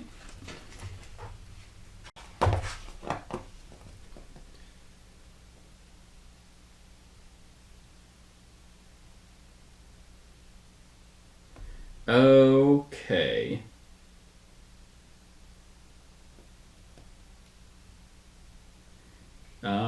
Okay. Interesting. So, yeah, there we go. All right. Your companion hides behind you. You scan your mind for ideas and options, planning an escape route. But suddenly, a lumpy, swamp-reeking monster with a hulking posture charges from behind the trees at the weakened Elkthorn. The distraction buys you time to run away and hopefully save the Windraisers. Okay. Take token B. Place token B in slot 1. The danger is gone for now, but it can return at any time. Each Mystling that took part in this combat heals up to half of their health, so I'm at 7. Gain 1 fatigue. Okay.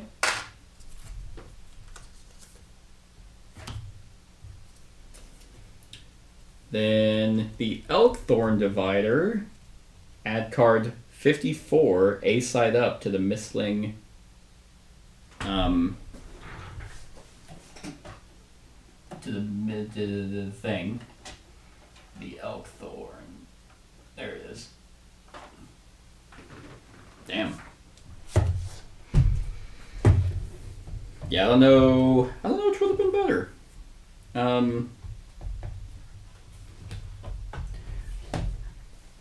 Like, maybe... I don't know. Yeah, he was just way too... I didn't have the health. Like... The Golemo might have been good against him because... he had a shit ton of health and ways to get defense. And because he didn't run away, he would have actually been running into spots where I can do tremors. Yeah, that's actually that's fascinating. I'm not upset. I'm not upset! I'm you fucking listen to me. I am perfectly fine. What I'm more annoyed about is I don't have enough sleeves for adding fatigue cards to my deck. Okay. Add Young Blob, Furwing, and Elkthorn tier cards. Oh, to random combatants.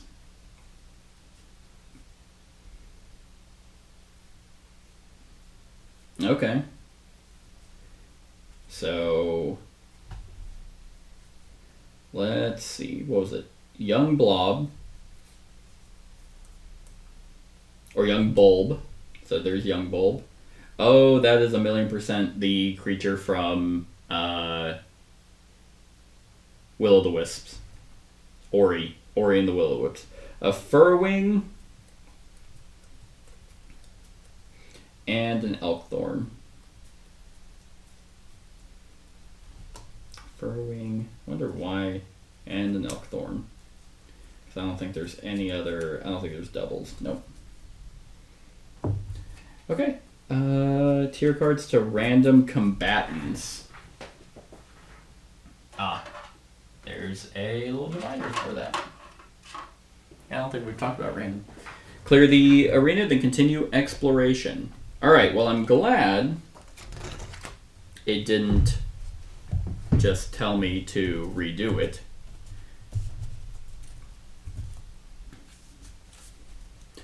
Damn. I was actually not far from taming him either. Deal at least 4 damage in 1 turn to the Elkthorn with Rage, but he pretty much always had Rage. Because with his rush attack, if it didn't deal any damage, he gained it, even though his passive says if it doesn't deal, like, discards Rage after it attacks, even if the attack didn't deal any damage, or there was no opponent in range. So, I don't know the timing on that. Like, maybe he shouldn't have had Rage. That's kind of hard to... It's kind of hard to tell because I could argue that the like the attack went off, it didn't deal damage, so he gains rage, and then his passive kicks in, and then he loses that rage. But oh well. We'll see. I mean, let me know in the comments if I guess these go back. Let me know in the comments if he should have been as strong as he was.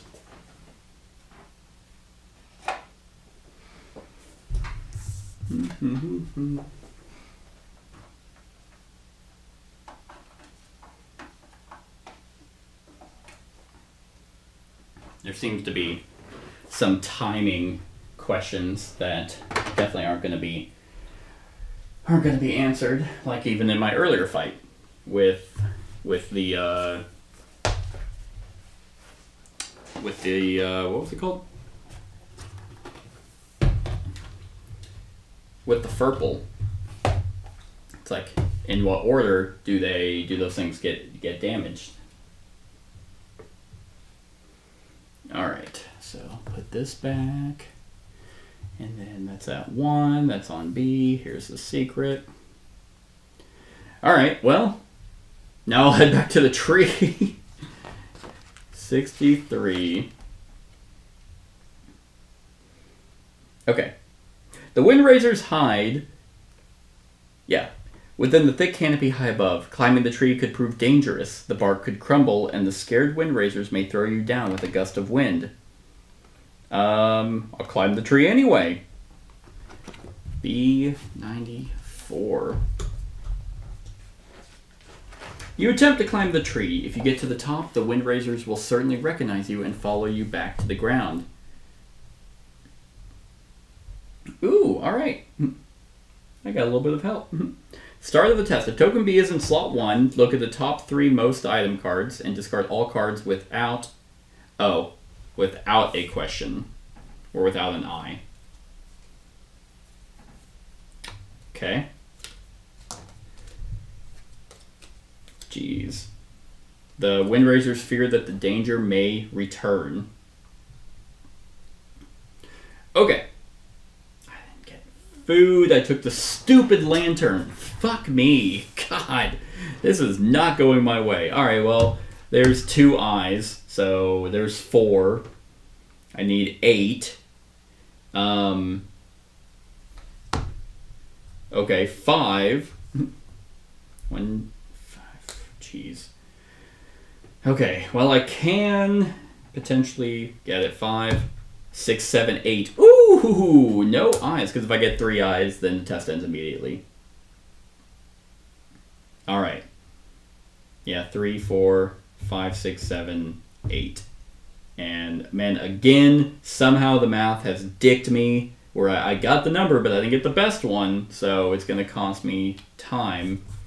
But I did get it. Somehow you managed to climb the tree. Go to script B77. Okay. The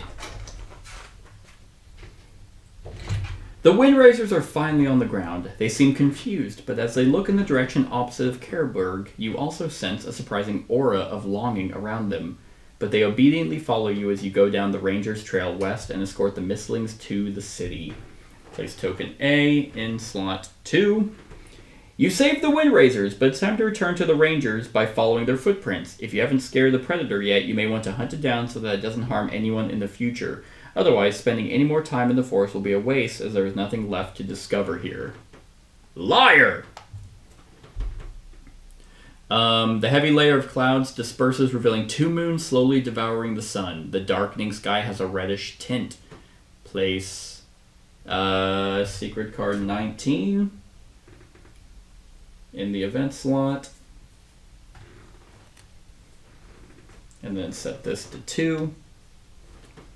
And then we discard 18. Okay. As there's nothing left to do. Sure game, there's nothing left to do. Yeah, there's probably not. Ooh, hey, there's berries here. I think I will go to those berries, B18, because last time they healed me. And I would like to be healed again. Oh, you spot a sizable shrub, its branches heavy with berries. While your Mystling swallows a few, you examine hoof tracks leading to the east. I may gain power, or I may spend a time to gain 2 power. That might have helped, but, no. I'm not going to do that because I might not need it. So we'll go to B13, which I think is where the Rangers are. Human tracks lead west towards the Rangers' makeshift encampment. You cannot return until you save the Windrazers. I have! It requires token A. The Windrazers flock around you, willing to follow you. Go to script B80. Okay. The flock of Windrazers huddles nearby while you speak with the Rangers. We will take them to the city, one says. We prepared a hearty meal for you and your Mystlings in the meantime. While you rest, the Ranger continues. But we still have a problem. The city's 3 prowlers are missing. Moreover, we've seen the enormous shadow and those wild Mystlings following it. We fear that our other air friends might have gone after the shadow as well. We know that you're exhausted, but can you try to find them as well? Of course, you say, knowing well, that's your job. You look at the sky. Heal 6.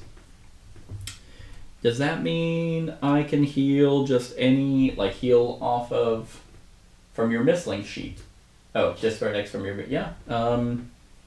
So what is 7, 8, 9, 10, 11? So let's heal 4. 4, 5, 6. Yeah, there we go. Gain the empathy part 2. Okay. I have empathy, the empathy 1. Nice. And then I'm going to go to script B78. The sky in the east is suddenly rent by a pitch-black vertical line that grows wider and wider. The moons are perfectly aligned, obscuring the sun and casting a deep shadow over the world. You are standing with your head raised, awestruck. What does that mean? Are the legends about the eclipse true? The ground trembles when an enormous silhouette appears on the horizon, beating its dark wings. It is a shadow you've seen before. This time, there are no doubts. It is a dragon guardian, a mythical beast, one of the most powerful entities in the world. The dragon is headed towards the black line, splitting the horizon, which grows wider, revealing an alien beyond. There's some art of what I'm seeing. The dragon is heading towards the black line, splitting the horizon, which grows wider, revealing an alien sky beyond. You notice something following the beast. A flock of airborne Mystlings, perhaps. Your knees tremble when you think about the possible consequences of the events unfolding before your eyes, but there's no time to hesitate. You must follow the dragon. The other city's creatures might be there, and even if they aren't, you must see what is going on, and then decide if Cairburg must be evacuated. End the exploration. Okay. Can do. Never know what secret card 19 is.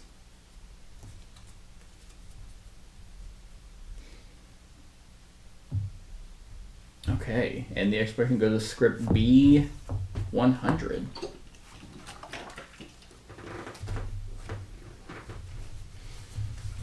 That art's really cool.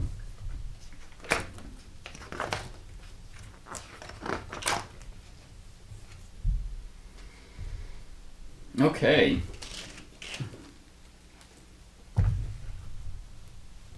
You run between the trees towards the dark line in the sky, now wide enough to resemble a gaping hole seeping liquid darkness into the world. You hear unsettling noises, mighty roars, Mystling cries, and shouts in a guttural language you don't recognize. There is also the clamor of metal striking against stone and other equally unsettling sounds. When you finally arrive, the sound of battle are long gone. You see the dragon, a creature even larger than you've imagined, blocking the bottom of the gap in reality with its body. It exudes an unyielding aura of dignity. Is it a dragon guardian of the earth? From where you stand, the gap resembles a portal into a dark reality. The sky inside it is black. There is no moon or sun, only a few dim, glimmering stars. You hear howling from the other side and angry shouts. There are broken weapons. You've never seen steel shaped in such odd shapes, and the bodies of unconscious Mystlings scattered around the portal. You recognize some of them. Golemos from the ruins and prowlers from Kerberg.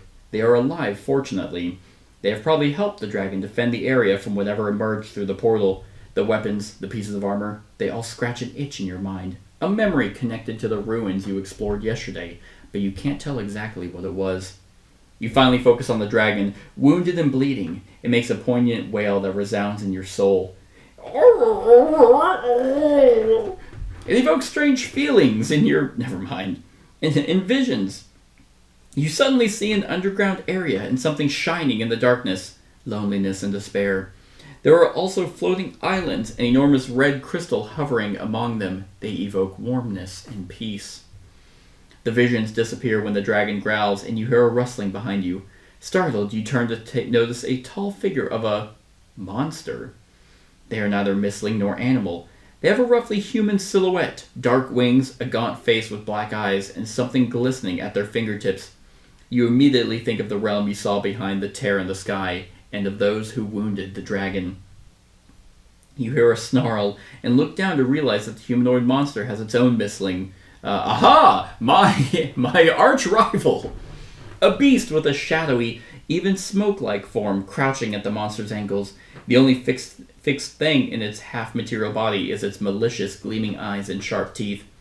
The winged figure speaks, their voice reminding you of a large grinding stones inside the windmills. They point at you and their Mystling becomes more agitated. You suddenly feel threatened, and so does your companion, who jumps forward to defend you. Hell yeah! You glance at the dragon. It looks at you, sadly, powerless. It used all its strength to keep the portal closed. All right! Let's do this. Let's fuck this guy up. Okay, map 2, which I've right there. Card 27. Shaded Woods. Place an unstable cone. Yeah. Card 27, yep. Shaded an unstable cone in each of these spaces. Boom. I think it's just those two. Alright. When you move to or are placed in a space with an unstable cone, discard it and deal 1 damage to all opponents and rage 1. When an enemy moves to or is placed in a space with an unstable cone, discard it. Alright. Well, I can't tame this dude's monster. Wish I could. Note, this enemy uses summons. Also, during this combat, you won't be able to tame your enemy. Alright, so I will place... yeah. If I have that, which I don't have that. So, it's a young enemy Shade Claw. So, young Shade Claw. Young Sheldon. Shade Claw, there it is.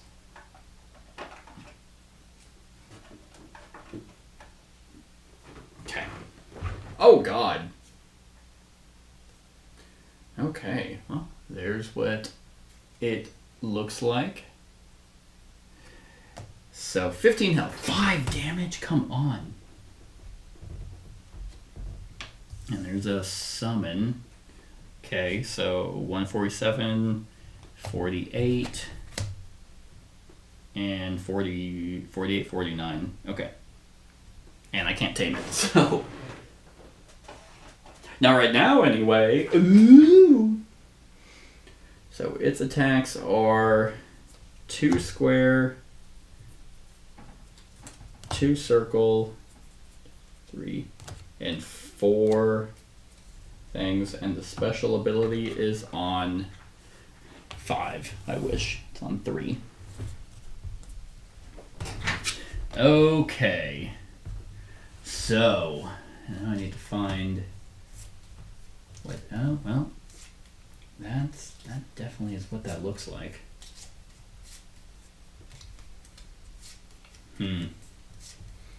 I'm guessing it's this thing. Yeah, that's what I'm gonna say. All right, come on, young Emberling. You gotta redeem yourself this time.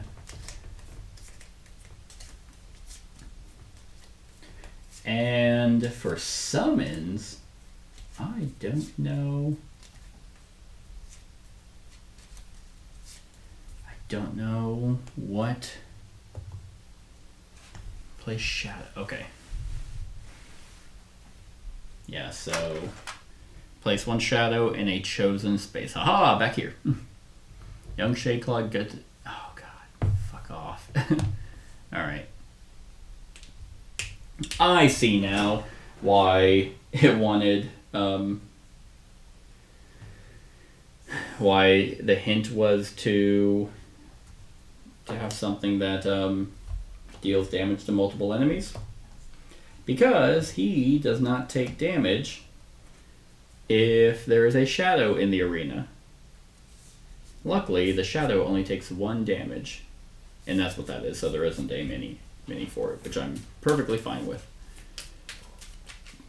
Okay, so his movement's 3, attack is 5, yeah, so, because if I had whatever that symbol is, I would have expected an ambush. And that shadow wouldn't be there. But alas, I did not get that symbol.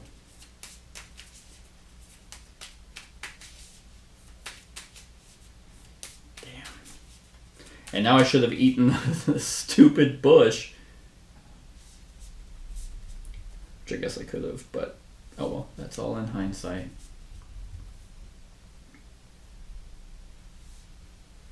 So, the Shaded Woods. Alright. I can at least get rid of the shadow for sure. But what's he going to do? He places a shadow in range 2. Cool. Then he retreats. Each shadow attacks.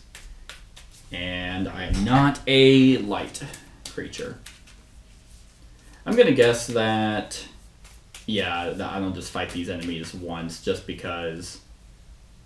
Like, there's no way I'd be a light creature right now. Okay. Hit and run. Okay. Flame burst. My fatigue. And then flaming bite. Alright. Well, let's see. I need to move, and unfortunately... was it end my turn? When you move to or are placed in a space with an unstable cone, deal 1 damage to all opponents in range 1. When an enemy moves to or is placed in a space with an unstable cone, discard it. Okay. So... Ugh. Well... Okay. So he's actually not attacking. He is having the shadow attack. Okay, so I'm going to do hit and run to gain 3 power. I'm at 12. Flame Burst is still going to be good against it because it hits each opponent in range 2. So I'm going to attack -1. This thing has no defense, so it's and I'm going to move. I'm going to go 1... Ooh, do I do that right now? So he hits for 5. He is not attacking right now. He is placing a shadow in range 2. And then the shadow attacks for 3.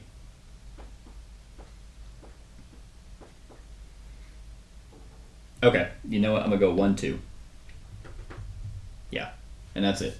That's not bad. That is not bad. Okay, there's some blink. Might hold on to that. So his turn. He's gonna... That shadow is coming right back. Boop. And it says place in range 2. Unfortunately, then he is going to retreat. As far away from me as possible, so he's gonna go 1, 2, 3. That's, and then each shadow attacks, and that's it. And if I was a light creature, he would attack again. All right. And his special ability is he's going to cleanse weak, then he's going to rush and attack. Young shadow repeats the effects above for each shadow in the arena. Oh, he can have 2. Two shadows. That's gross. That's gross. So he would rush, attack, rush it. That's disgusting. So I got to keep those in check for sure.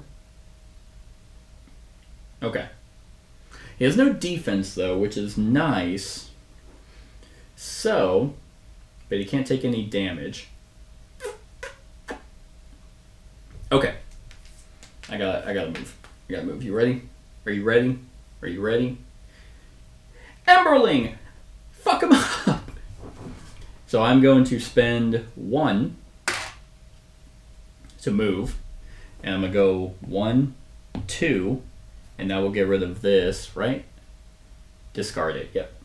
And deal 1 damage. So it only has 1 health. So that's gone. Then I'm going to do my Flaming Bite. Just going to get me 2 to move and attack. And I'm going to go 1, 2. Because what's he doing now? Oh, he's going to retreat and place a shadow in range 4. Got it. But I'm going to attack for Pierce 1. And that's going to do 4 damage. Haha! So he is at 11. Then I'm going to deal Burn within range 1. Which I guess I can put that on the shadow possibly. But it is going to go on him. And then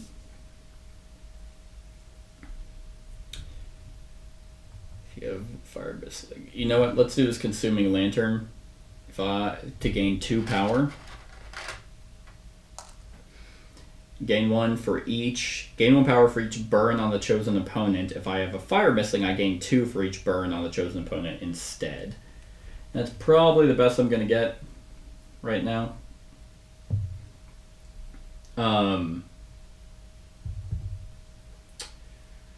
Because I think I'm gonna then spend 5 of that to do my elemental bonus attack and attack him again while he's there. And that's gonna be another 4. So that's gonna put him at 8 damage. Yeah, because there's no shadows on the field. Okay. Nice. Nice. So now it's his turn. That slides over. He is going to retreat. So he's going to go 1, 2, 3. I was like, wait, his movement's only 1? And he's going to place a shadow within range 4. 3, 4. Okay.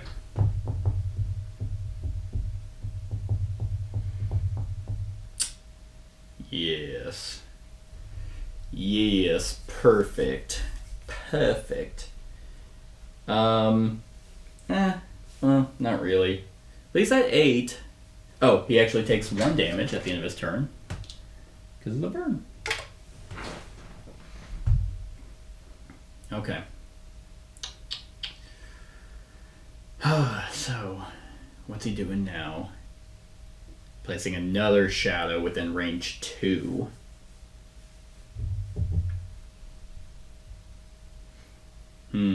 You know, I think that's fine. Oh, then he's going to retreat again. And then each shadow attacks. That's less good. So, if that's what he's doing, he has not done any of his attacks. Shadows deal some damage. I could do Guardian Stance just to gain more. I'm thinking Leap. But if he's going to retreat... Ooh, that's only going to give me... It's only going to give me 2. Flame Burst might be a waste. Do I get rid of the fatigue? Do I do Guardian Stance? And Guardian Stance, gain 2, get 2 defense. So then he's gonna place 1 shadow in range 2 near me.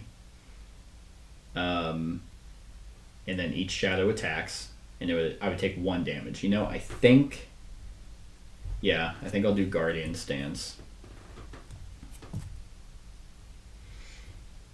Gain 2 power. Double Flame Burst. That's actually pretty hot. That actually might help quite a bit. Oh god. Okay, well, yeah, I'm glad I did Guardian Stance. Okay, so I'm going to take a little bit more damage than I thought, but... So that's going to slide over, then that's going there, but it actually might help. So then he's going to place a shadow within range 2. Boop. And then each shadow attacks, and then it's going to attack me for 1. Luckily he doesn't have any buffs to his stupid attack. But then he is going to cleanse weak, and he's going to rush and attack. So he is going to 1, 2, and attack for 5. So it's going to be 3 damage.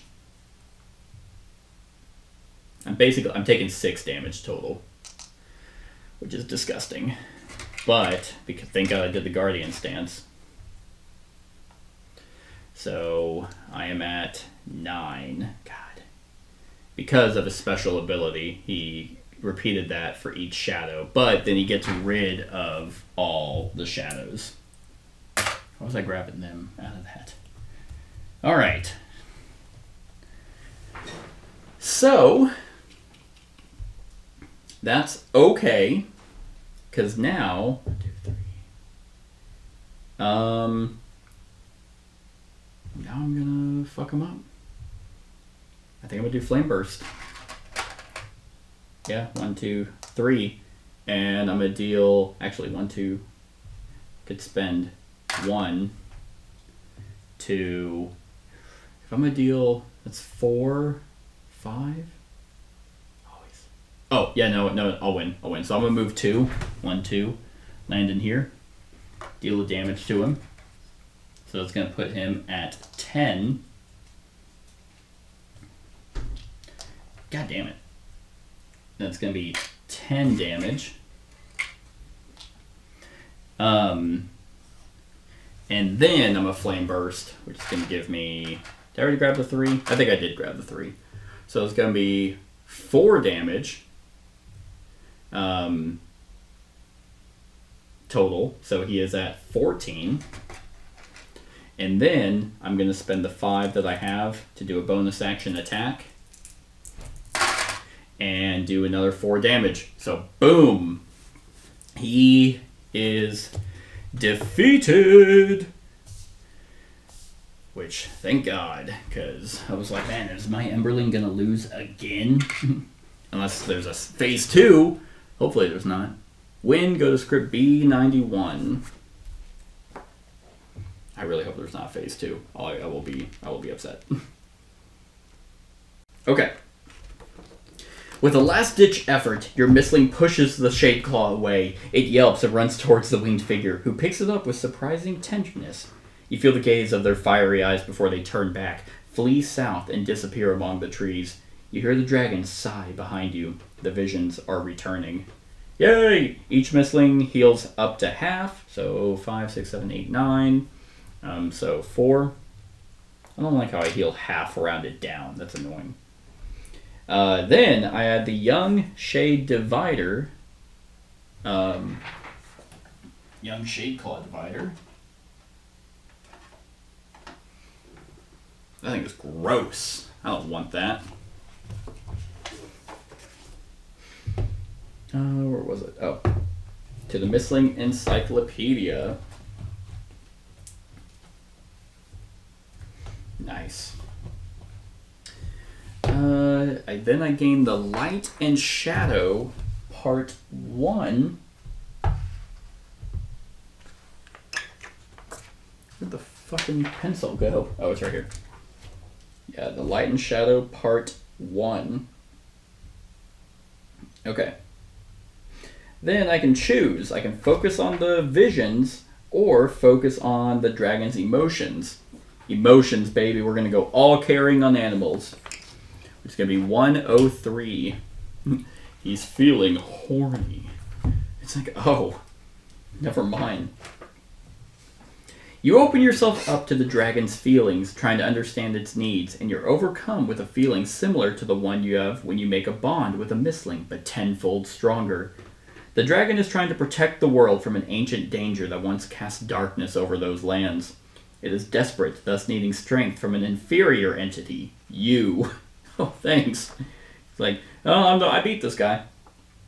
I beat its, like, baby thing.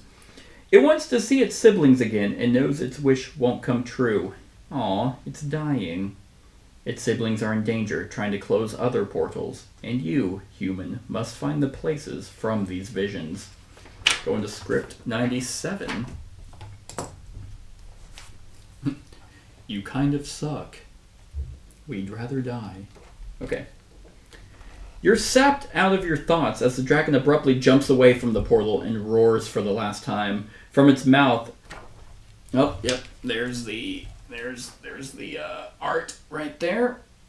I'm hoping that that flips. You know, if not, then there it is.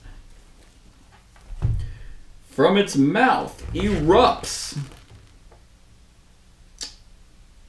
a stream of pure energy strikes the dark line. The line gets thinner and thinner until it's no wider than a finger. The stream also diminishes as the dragon coughs and spits blood.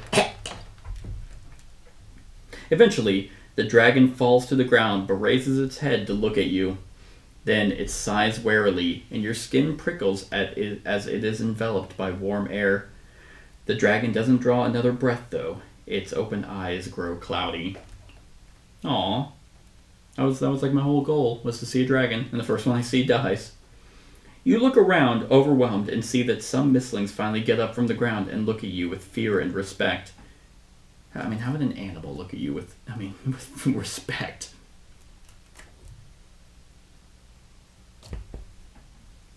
You. Then they scatter and escape. You look down at your own hands and you want to escape too. They shimmer with a strange light that sinks into your skin, making you dizzy and scared.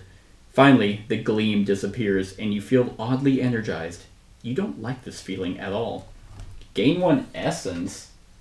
What the hell is an essence?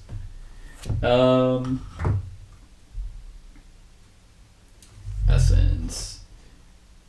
Ooh. It is one of these. One of these things. I don't know what that what that does. Go to script B68.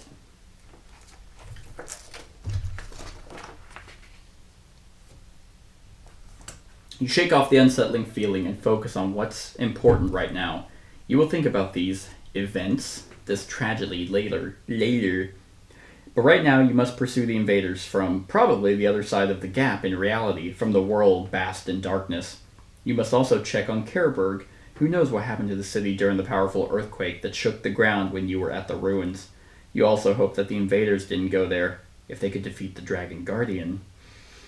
What's worse, you still remember the visions, the floating islands with the red crystal, and the feeling of loneliness when lost in the darkness, but you will focus on this problem later. Congratulations! Reach the end of the scenario. Take the world map and throw it away. The game's over. Alright, flip unexplored card to explored. Hell yeah, I did.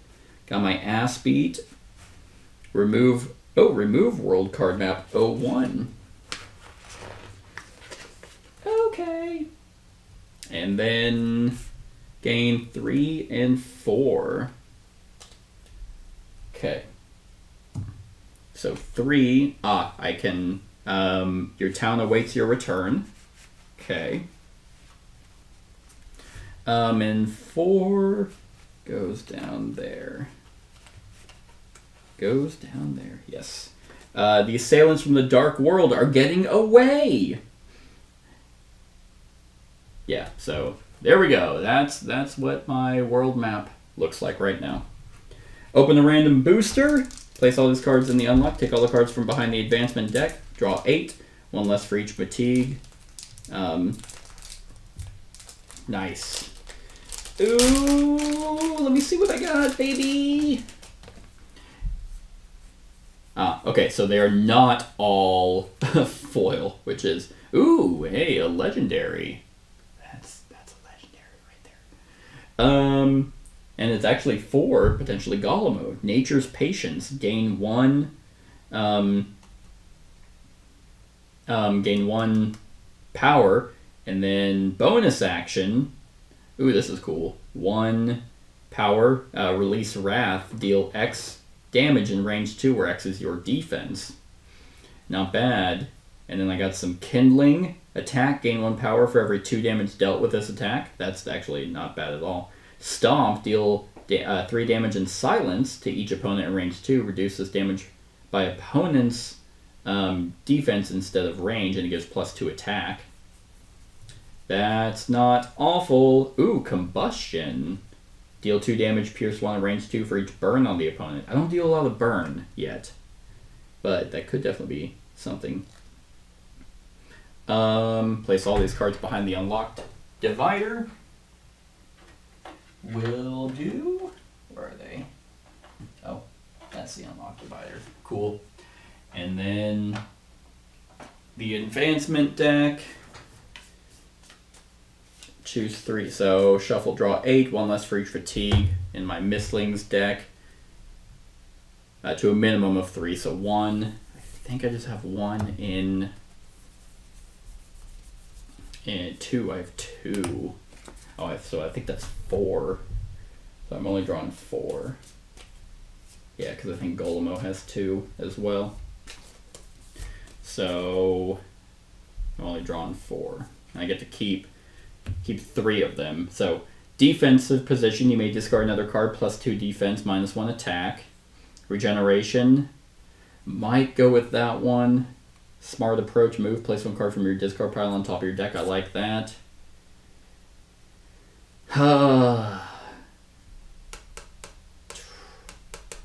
Might go defensive position and put that in Golemo's deck and then put that legendary in there.